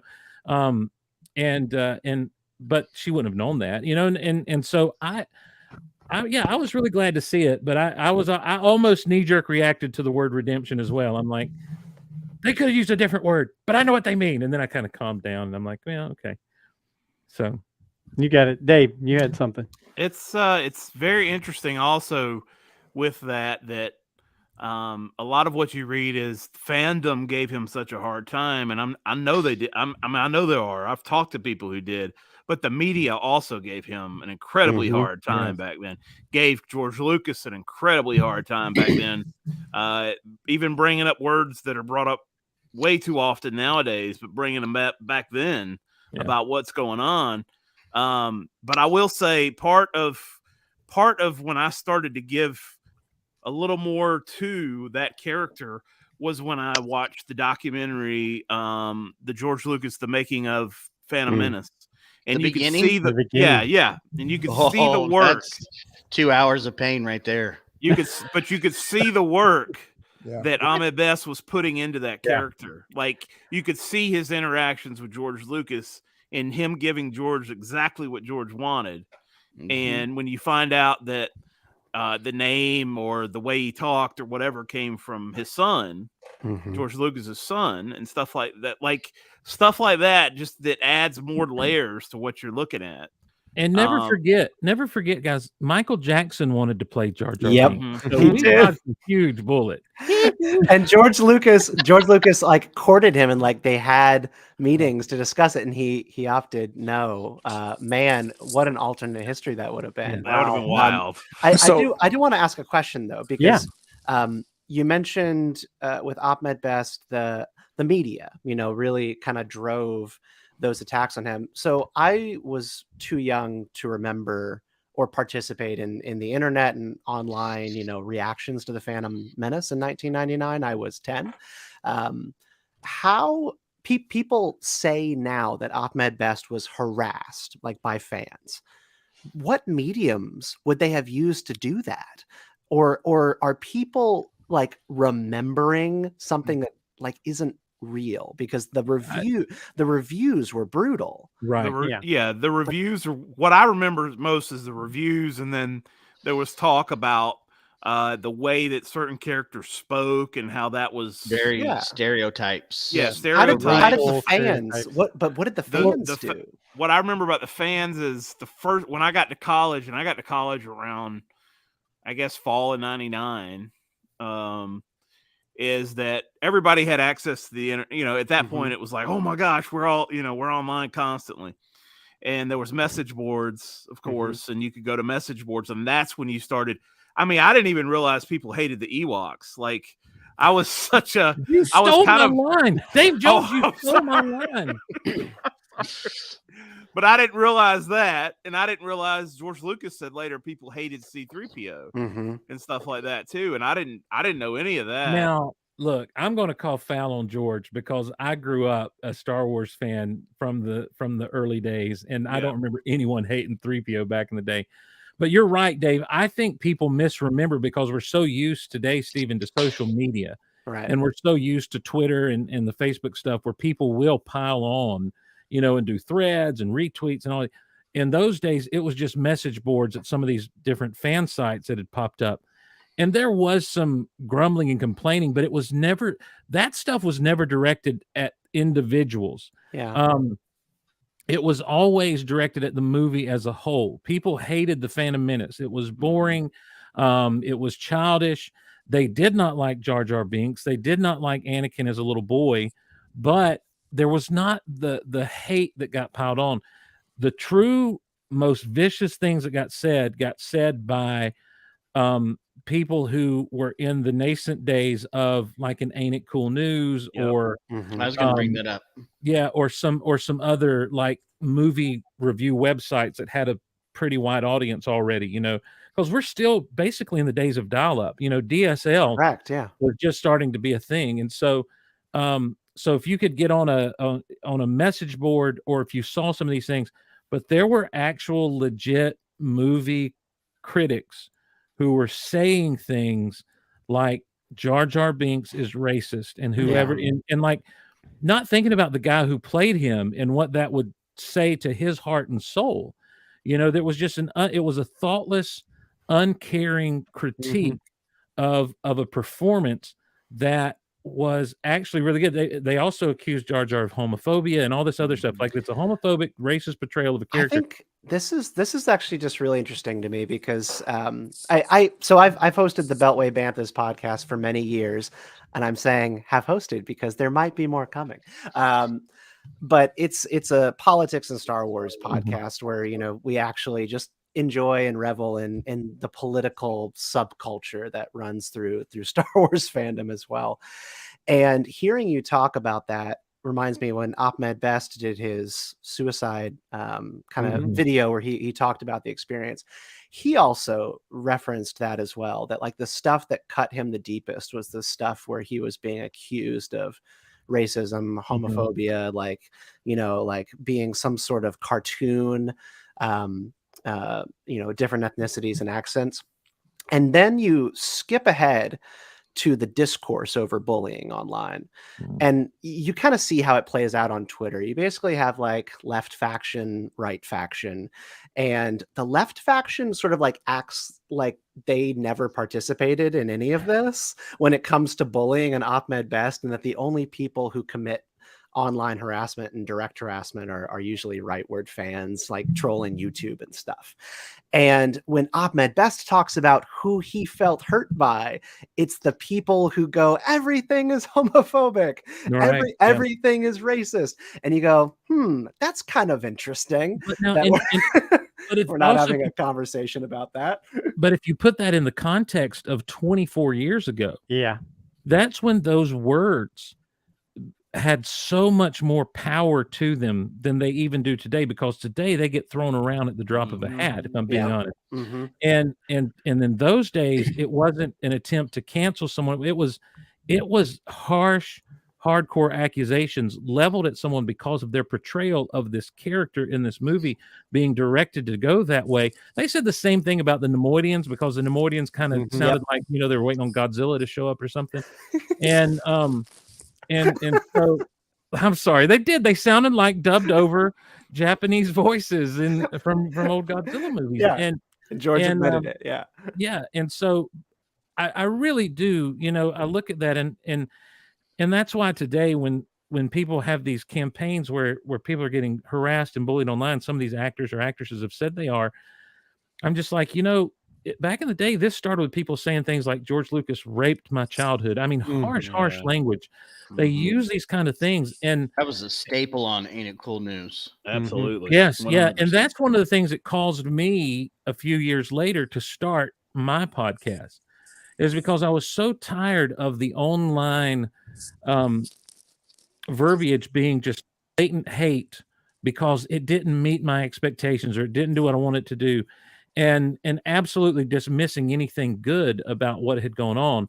And it really began with people's reaction to the Phantom Menace, because I loved the Phantom Menace from day one, and have been a defender of that movie for 20 some odd years. Sorry, Brent, go ahead. Go ahead, Brent. I see that. No, so there's two things. One, Watto was also connected to Jewish, like a Jewish. That's right. Some anti-Semitism, like I that think kind of more world. Italian to me. But it was like mind tricks don't work on Titanians. Right. Hey, Hey, get a piece of Paisan. Yeah. The second thing I wanted to say was, before you guys got into all the heavy talk, it was about the comment about Michael Jackson. So I was listening to a podcast where Ahmed Best was taking two female comedians, and I don't know their names, but they were watching the Clone Wars, and he was kind of going through and coaching them through the Clone Wars. And he told a story on that podcast while they were filming, I believe, Attack of the Clones or one of the films. There was a concert of Michael Jackson's in Australia that George Lucas took Ahmed Best and Natalie Portman, and it might have been while they were filming. This was Phantom Menace. This was during. It might have before been. Phantom Menace. Have you heard the story? Yeah. So I didn't know if you'd heard the story or not, but so he took them to box seats, and Michael Jackson, after the concert, comes up and he's like, "This is Ahmed Best. He's gonna play Jar Jar Binks." And Ahmed said that Michael just looked him up and down and turned around and walked away. Oh. Because at the time he had no idea that George was talking. That's how he knew that he didn't get the part. Yeah, that's how George broke it to Michael. Hey, Michael, this is Ahmed Best. He's going to beat Jar Jar Binks. Hey, Nick, real quick. Your computer's failing on you there. You're getting ready to hop out, right? Yeah, you know what? I'm the guy that left his laptop charger at work.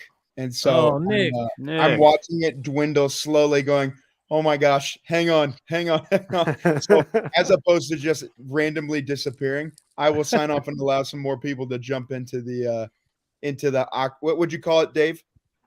Octobox. Yeah, this is the Octobox. This is guys, thank you so much for letting me. May the force be with you.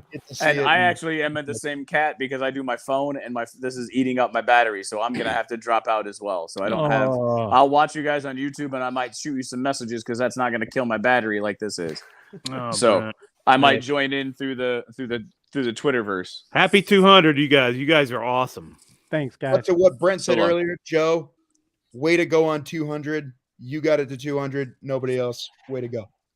Thanks, man. Thanks. Correct. Guys. Nice job on 200. I have spoken. Hey, real quick, we got pretty deep, pretty dark there, and that's okay. It was pretty serious. D-Doc, I believe we've got maybe some uplifting messages from a few people here that we wanted to get in real quick. Either Mr. Mark Newbold or Mr. Drew Karpyshyn. Okay, 1 second because I was adjusting our screen there. Okay. Let's go to. We're gonna do Drew Karpyshyn. This is gonna take up the screen. This is awesome, though. Hi there. This is Drew Karpyshyn. Just wanted to wish everybody over at Rule the Galaxy congratulations on 200 episodes. Come on, that was nice. Awesome, man. Awesome. What a guy. Drew, anytime you can talk to the guy who wrote the Darth Bane books. Yeah, those books are great. He's a great guy, and he's very, I reach out to him, questions, boom, right back to me. Good guy. He's another one of those cool authors like Stephen Kent who'll just respond to you whenever you want. So that's a good thing right there. I know. I was hoping they'd bring Drew back to do some more work for him. Hopefully we'll see something from him in the future for Star Wars. I don't know. Agreed. They could just take his trilogy and make movies. Star Wars is like, we can't find any writers. Where can we get these writers? Right. And you have these books that people absolutely love that have great stories. Sell well. I hate that really quote so much when she said it's not like we have like a backstory or anything that we could make something out of.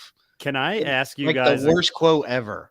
Yeah. Can I be fair to Kathleen Kennedy really quickly? And this is not something I'm used to doing. George Lucas set that standard when he said the books are their own thing and the movies are our thing. And the movies became, for Dave Filoni and company through the Clone Wars and beyond, a place to draw a well from which to draw certain characters and that sort of thing, and to plug and kind of plug and play as best they could. But what Kathleen, I think she really meant, if we're going to stretch out and do our own thing and tell Star Wars independent of these things, and we don't have these books and stuff to fall back on. I see why people are bothered by that, and I totally am like, you shouldn't have said that. You shouldn't have made that statement. But if she's going with the original George Lucas idea of the books are their own thing and the movies are their thing, I see where she's coming from. But and I get that. I do. I understand that. But I also, from the first moments of The Rise of Skywalker, said, oh my God, you just ripped off the Dark Empire. How can you say that and then you're going to end your trilogy with the Dark Empire? I kind of wish they would have ripped off the Dark Empire a little more by the end of. But I actually don't hate Rise of Skywalker. I know a lot of people do, but I actually don't. I find it pretty fun. And not to hate anything. I mean, it just. No, yeah, I know. I'm just saying in general, not you specifically, but. Did anybody see? I read some rumors and stuff when it comes to Favreau and Kathleen Kennedy that number one, they weren't getting along with each other at all.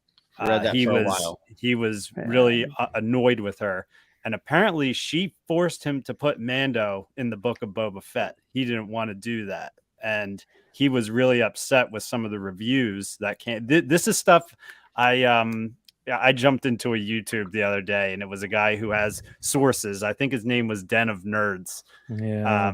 He was talking about a lot of inside information. With Favreau.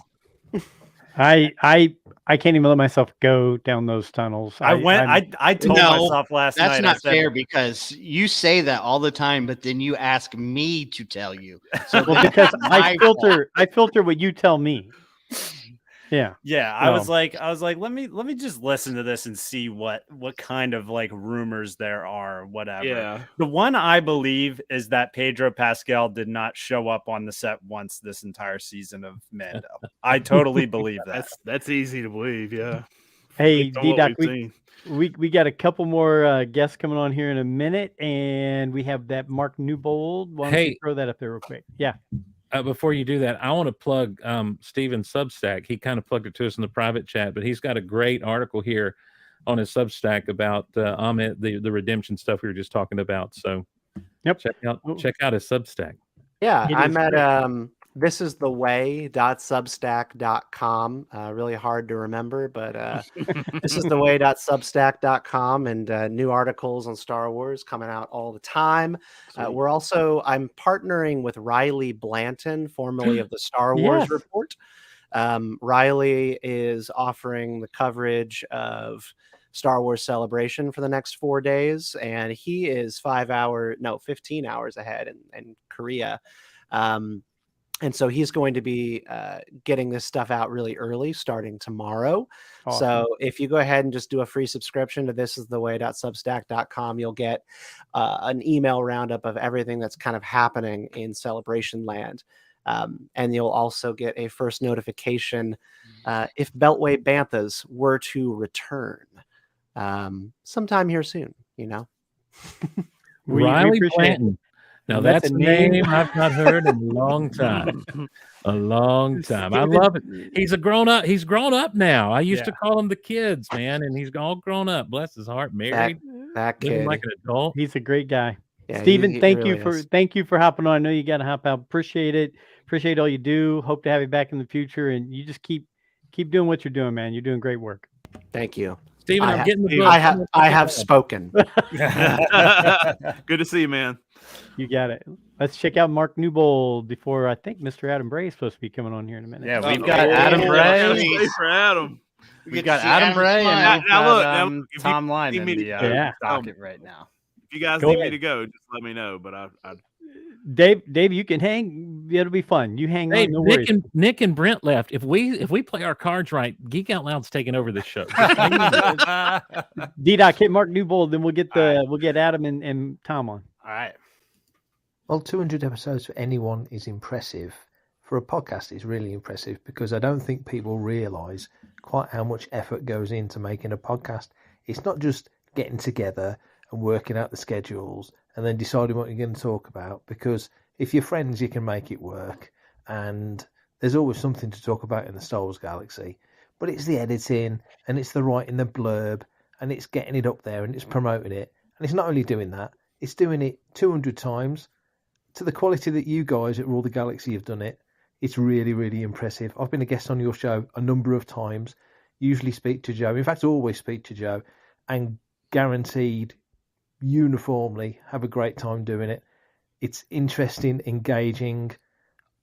I like talking. You can probably tell from me right now. I love talking, especially about Star Wars. And it's always a joy and it's always a pleasure. And I always look forward to the next time. So I'm rambling as usual. Happy 200th episode. Congratulations to you, Joe, and to the whole team, because it takes an army to make these things work. And here's to 200 more. And I hope I'm a part of a few of them. All the best. Mark Newbold's a great guy. I don't know if you guys have met him, talked to him much, but he's one of my favorites. Newbold's going to have to challenge me. I'm going to be on all 200 of them. I'm Scott Rifen. Hey, let's get some intro music for one of these gentlemen here. All right, let me. All right, well, this is Adam Bray right here. Adam Bray, Star Wars and Marvel author Adam Bray.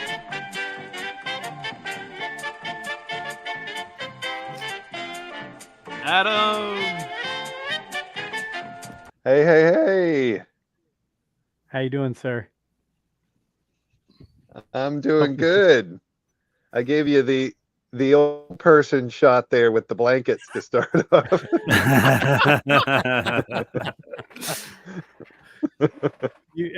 So Adam, how cold is it where you are right now that you need that blanket?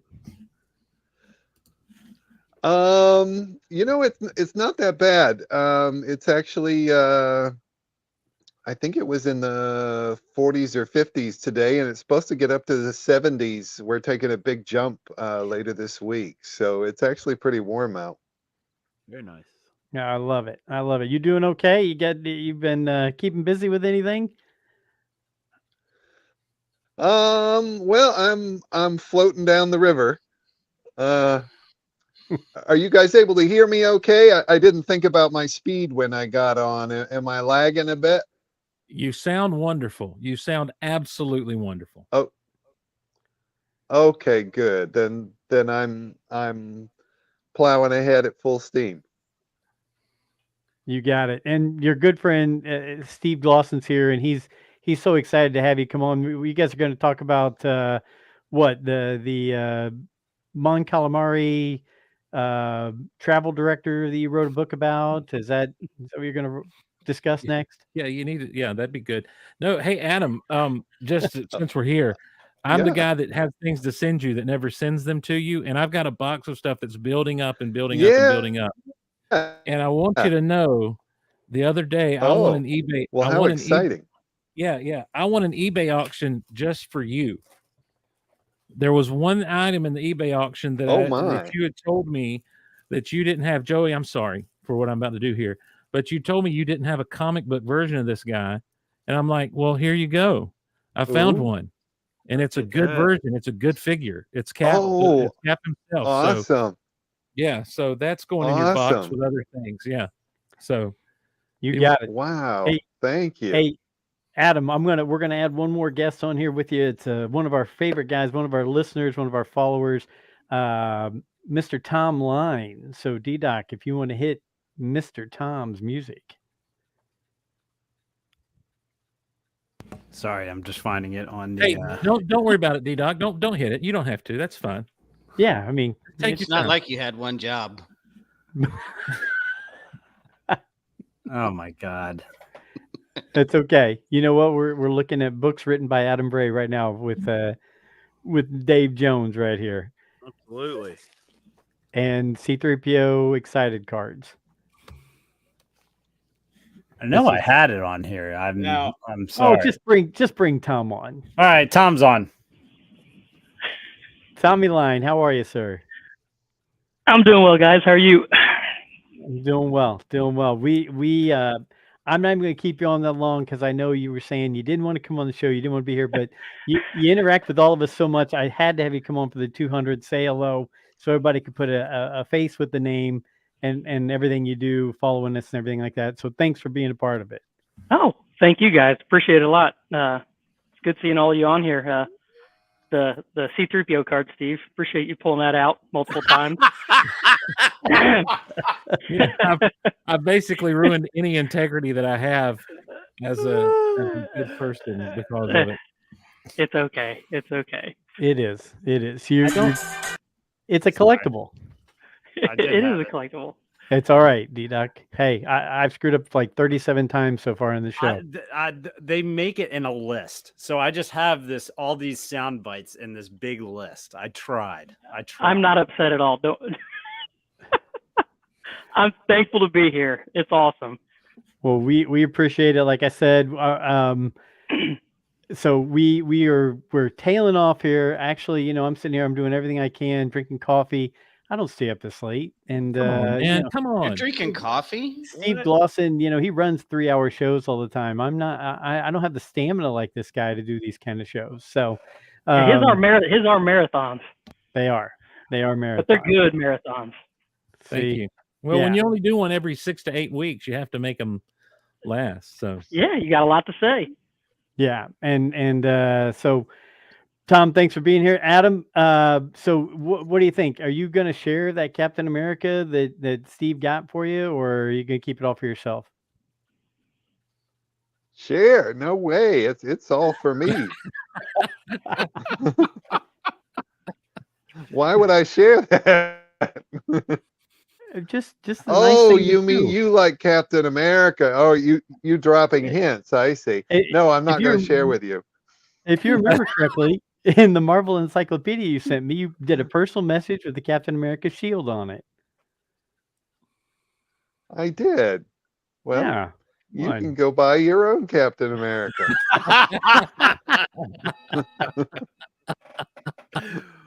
Oh goodness gracious! Now I did see today that they had it may not have been today, but I've been kind of out of it this week. But they released the Chrysanthemum.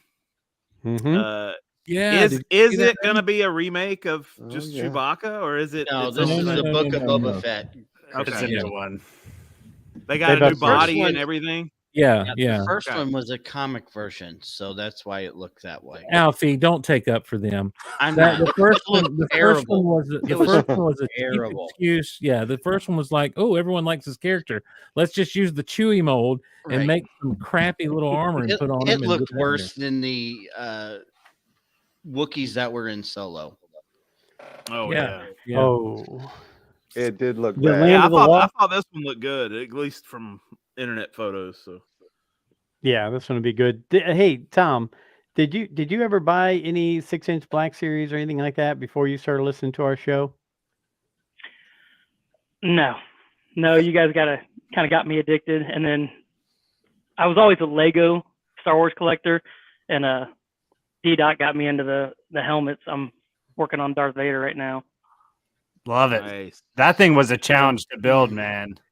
The black on black it's hard on old man eyes. Yeah, I had a hard time building that thing because that's one where you can't just separate the pieces to color. You need to separate them by the actual piece that they are, because everything is pretty much black pieces except that little square core that you get in there.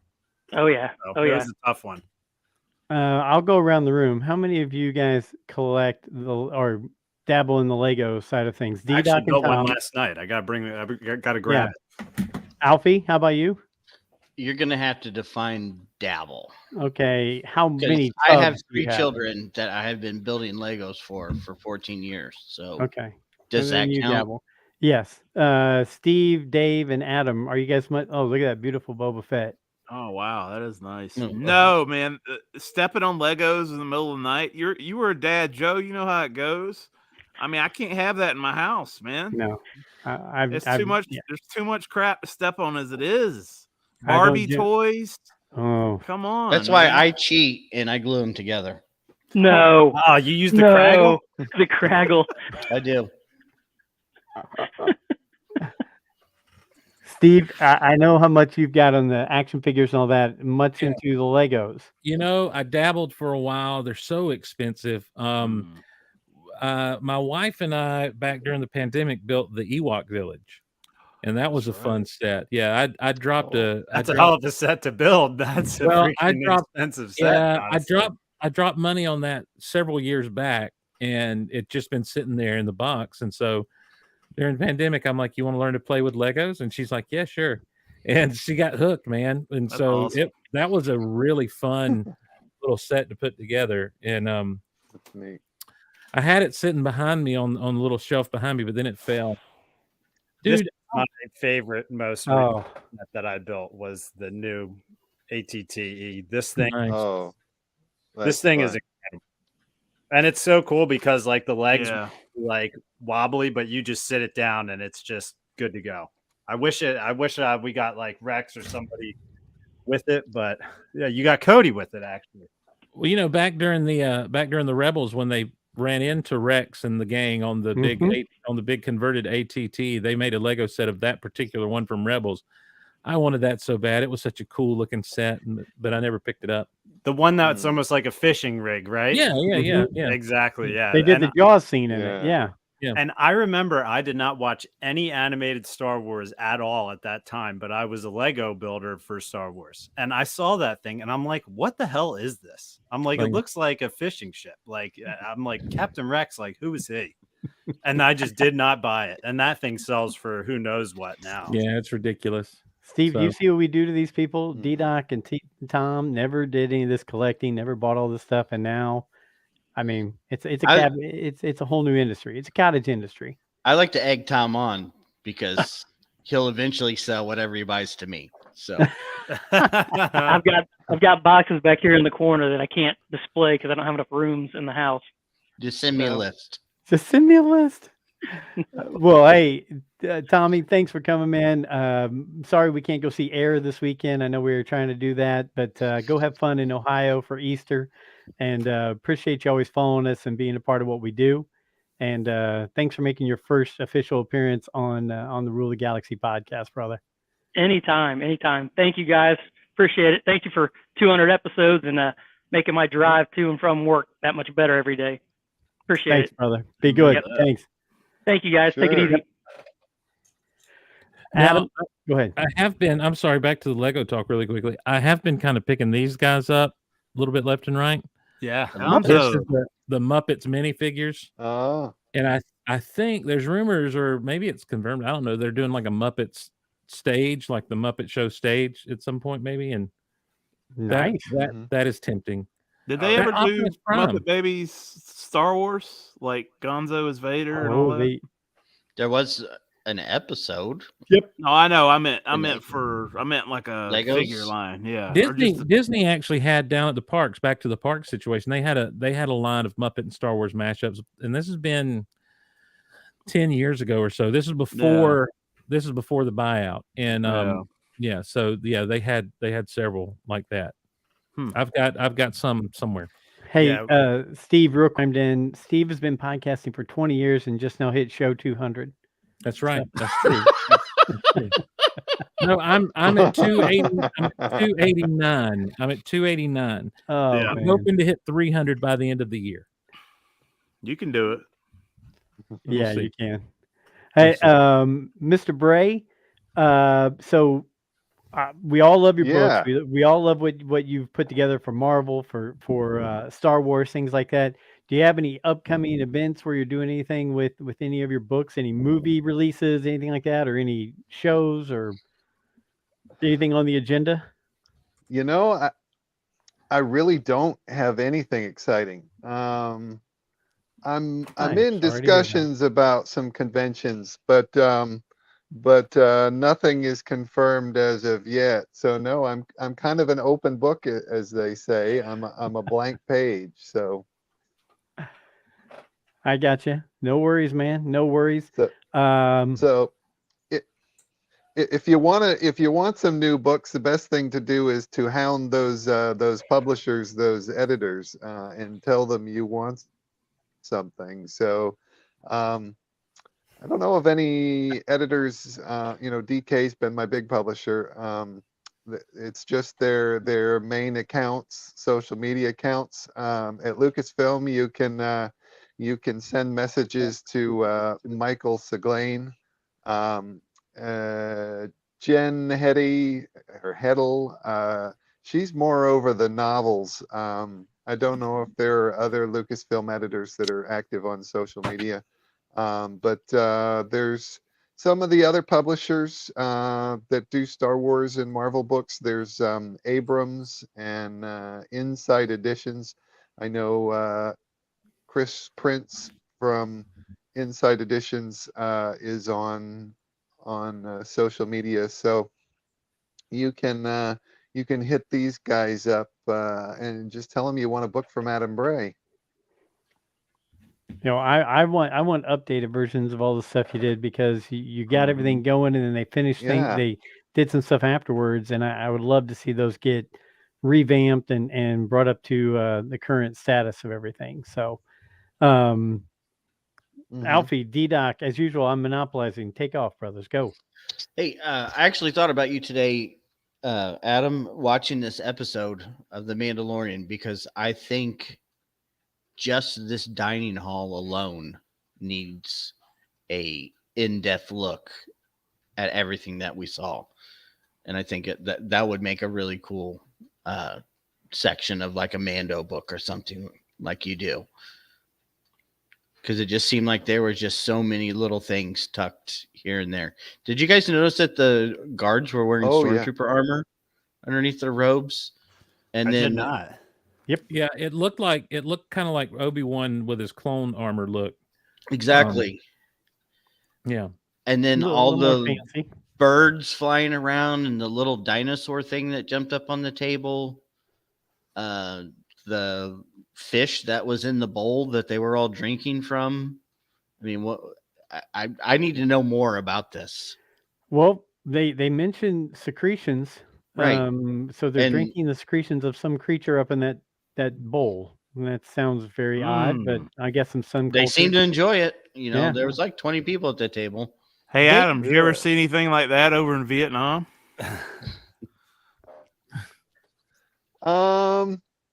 Yeah, I've been to some pretty freaky dinners where we're eating, eating gross animals, snakes and spiders and rats and other Snakes! things that slither and crawl and Oh. rot. That Indiana reminds me of the Jones. beginning. I was going to say Temple Yep. of Doom. There we Yes. go. Oh, Or Yeah. who was is it Bourdain? I think that did the traveling around the world, where he'd go to the markets where you like Right. pick the animal out and then they just beat it with the stick. Like, Ugh. here you go. Right. And I would Hey. also like to apologize, Adam. I feel really bad about buying your book from Ollie's. I feel terrible about it. I didn't even really think about what I did until I was halfway home. And I was like, oh, shit. Oh. You know, Language. Good grief. I think I'm the only one I got, who has I got not caught gotten up in for the that. excitement of seeing your book, and then I was like, oh, man, I Right. bought it from Ollie's. Oh, but, Hey, you know, what are you real gonna do? quick, we're going to add in our last guest of the evening. He was one of the original hosts on Rule the Galaxy. My good friend since we were 12 or 13 years old, Ryan Massengale.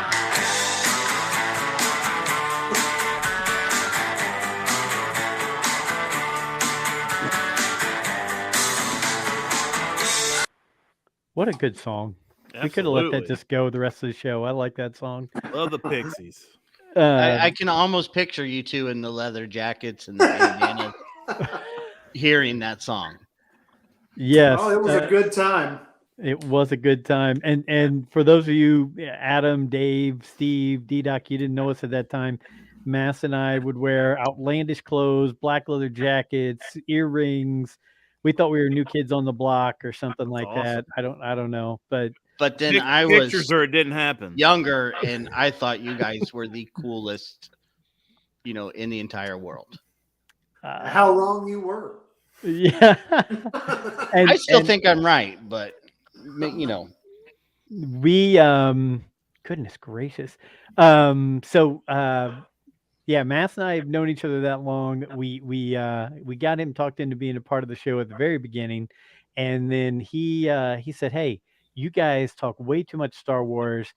I'm not going to sit here and do this all the time, but love you. Keep doing what you're doing." And I said I had to bring him back, and Steve Glosson, if you want to talk about the language from tonight's show, one of the reasons that Mass is not on the show that often is because he was banned by probably, I know FCC is not involved, but somebody somewhere was like, he cannot be on these episodes. So, yeah. So I remember I was a listener before I joined on, and Mass was always good for one F-bomb an episode, and it always made me remember laugh every time. I was always waiting for it, and it was There was probably more than one. But, yeah. yeah. But we appreciate it, man. Thanks for coming back by. I hope everything's going well for you. Yeah, everything's going great. Have you been keeping up with the Mandalorian and all that stuff? I absolutely love the Mandalorian. I watch every one of those episodes. I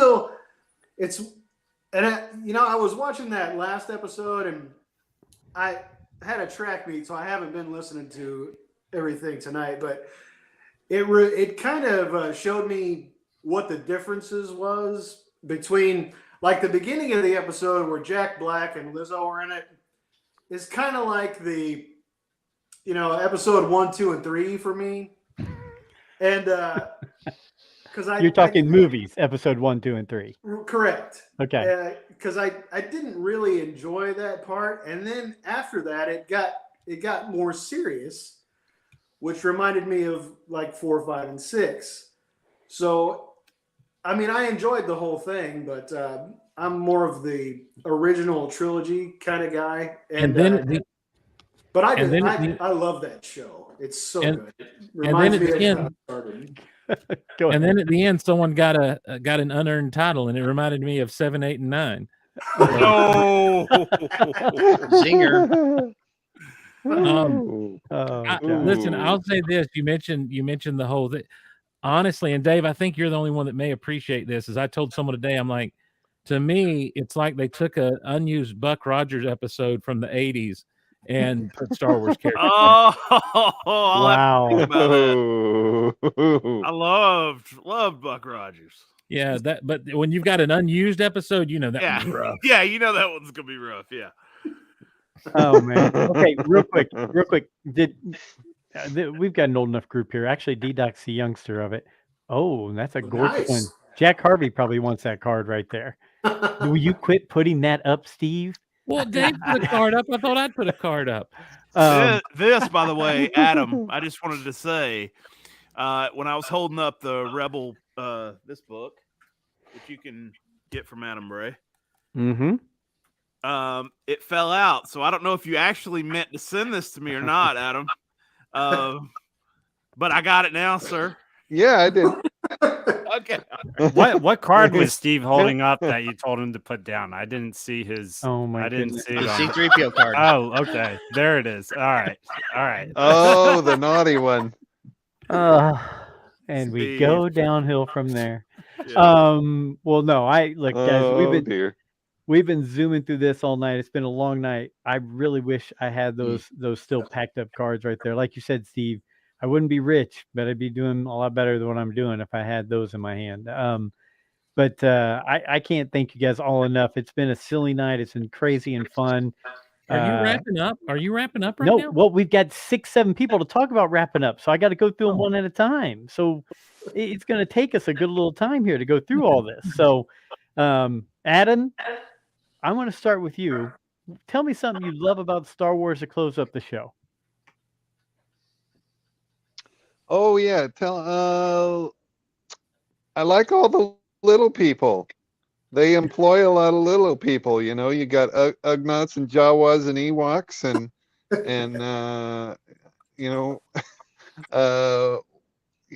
little people are great. So I enjoy that. They're nice and they make me happy and they're great people. What was that song back in the 70s? Wasn't there a song You're going to have to narrow it down a little bit. The song about little people in the 70s. Wasn't there a song that was... Are you talking about short people? Yes, there we go. There we go. Little people, little people. Hey, Dave, when you watch this week's episode, there'll be an Ugnaught talk, and I need you to see if it doesn't sound like the wizard from Willow. Okay. If that doesn't, because he does. He sounds like him. He's like, I have spoken. You know, he does sound like. Pick the finger. Yeah. Which finger rules the world? We're getting Buck Rogers. We're getting Willow. We're going all over the place here. Only the best, Joe. Only the best. I agree. Mass, how about you? You love the original trilogy. You love Mandalorian. Tell me something else you love about Star Wars, because there's plenty of negativity in the world with Star Wars. Tell me one more thing you love about Star Wars. I think I just love that it's there. You know, I mean, even the ones I don't like, I still kind of like. So, you know, as long as they keep making them, I'll keep watching them. I mean, it's fun. Mandalorian still gives me, like, it still makes me tingly sometimes when stuff happens. You know, it gives me goosebumps still. I just still love watching it. That's awesome. Oh, that's a good answer right there. I like that. I like that a lot. Dave Jones, how about you, brother? Give me something good. I'd say that what I continue to enjoy about Star Wars is the layers and the dots, connecting the dots between even different films and different genres and filmmakers. You know, Stephen Kent earlier were talking about Francis Ford Coppola briefly in Apocalypse Now. Like, I just love all that stuff. And honestly, you know, for me, Star Wars, the original trilogy, all that's kind of the pinnacle of cinema, and everything else, you know, is adjacent to it. Some stuff's adjacent to it, and some stuff is, you know, below or above, whatever. But Star Wars is always there, and that was the beginning as far as my love of film. So that's awesome. That's awesome. I tell you what, I'm going to go before D-Doc, Alfie, and Steve, because I know they're going to have much better things to say than I probably am. But come on, man, you can't set me up like that. Yeah, I can. That's what I'm paid to do. So you're getting paid for this? Oh, I forgot. So I think what I love about it is it's been so many key moments and so many key relationships in my life have been related to Star Wars. And whether it was when I was a little kid and my friends, we were playing, and that's how you get to know people, just out in the backyard or whatever, taking those figures and, you know, running around with them like you were redoing the movies. Or when I went through the dark stage with the movies, and, you know, I was 13 when Jedi came out. So after Jedi came out, Star Wars kind of went away from me, but it also went away from the world. And then my wife, who was at that time my fiance, comes to my house and brings me the books, you know, the Heir to the Empire book, right? And says, I know you like Star Wars. I thought you would like this. And here's the lady who, you know, I was like, wow, okay.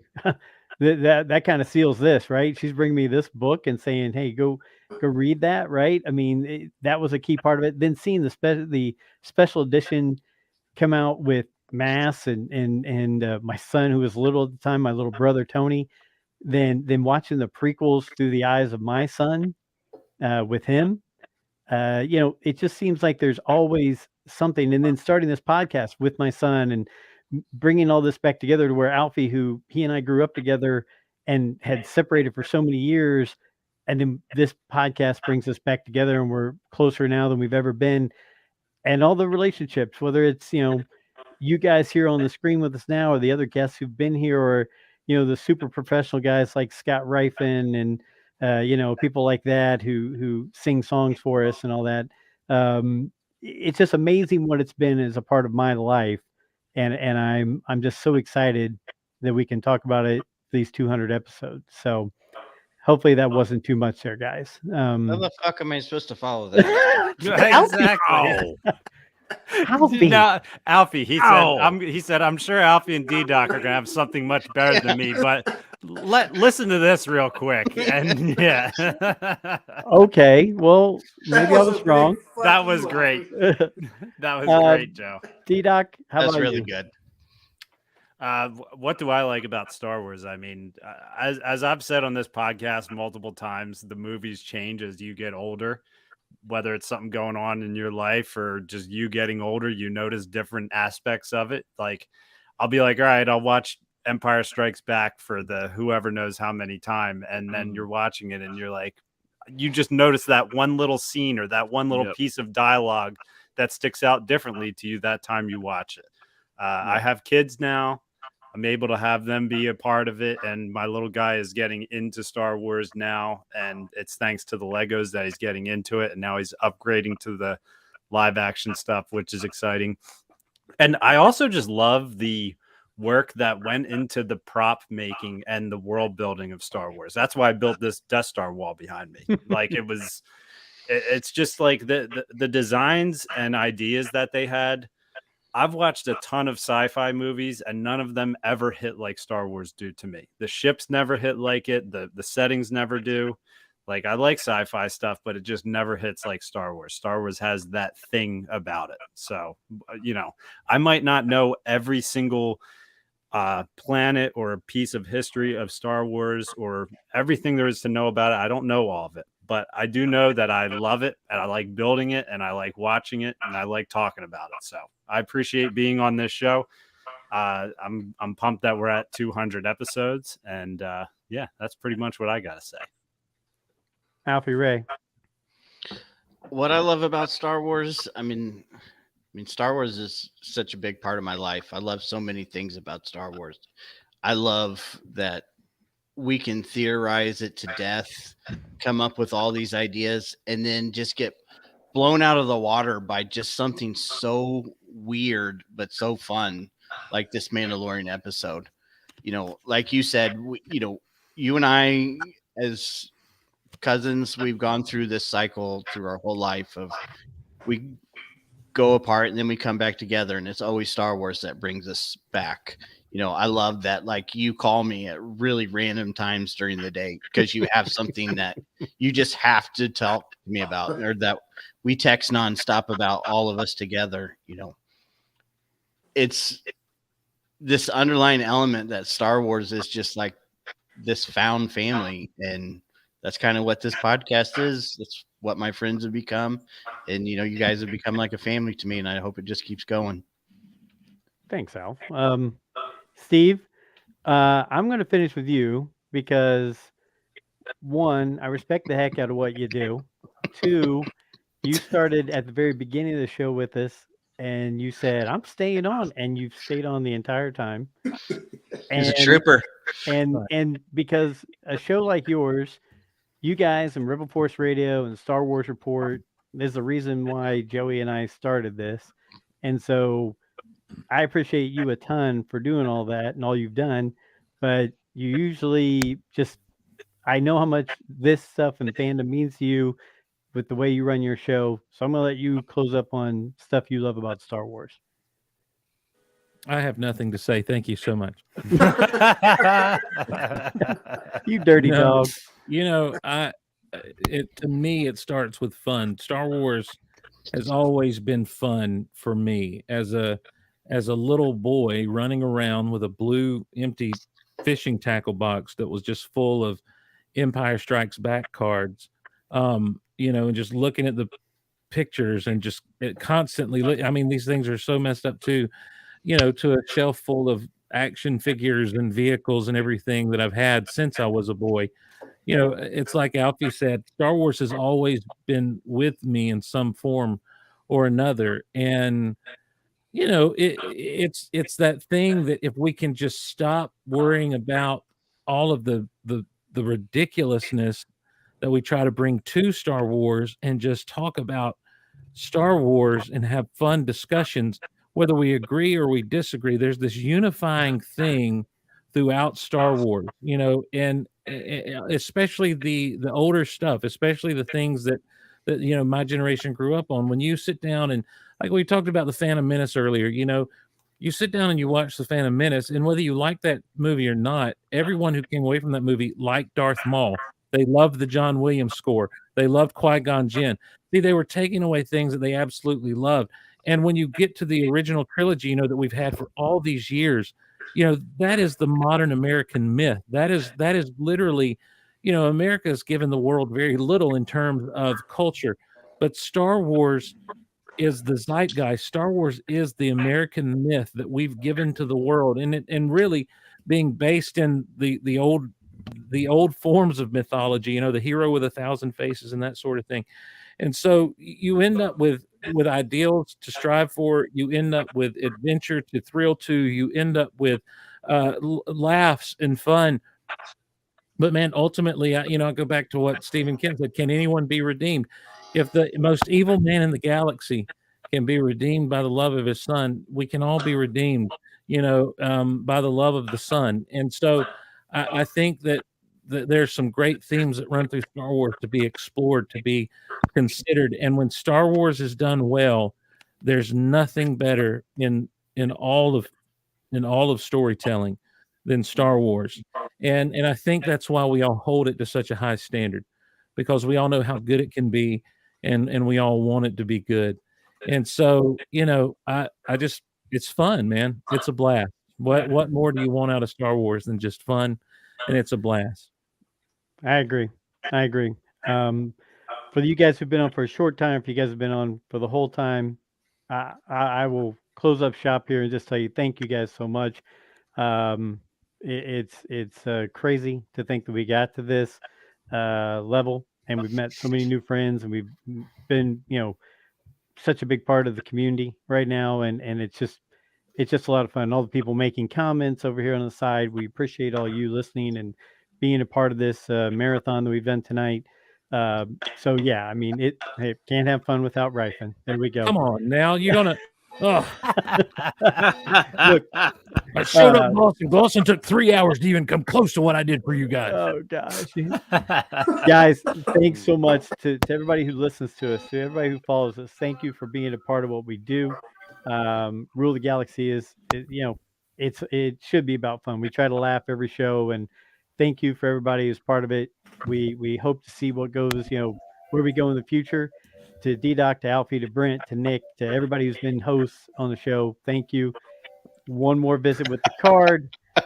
And you know what? Until next week, if that card shows up again, may the Force be with you.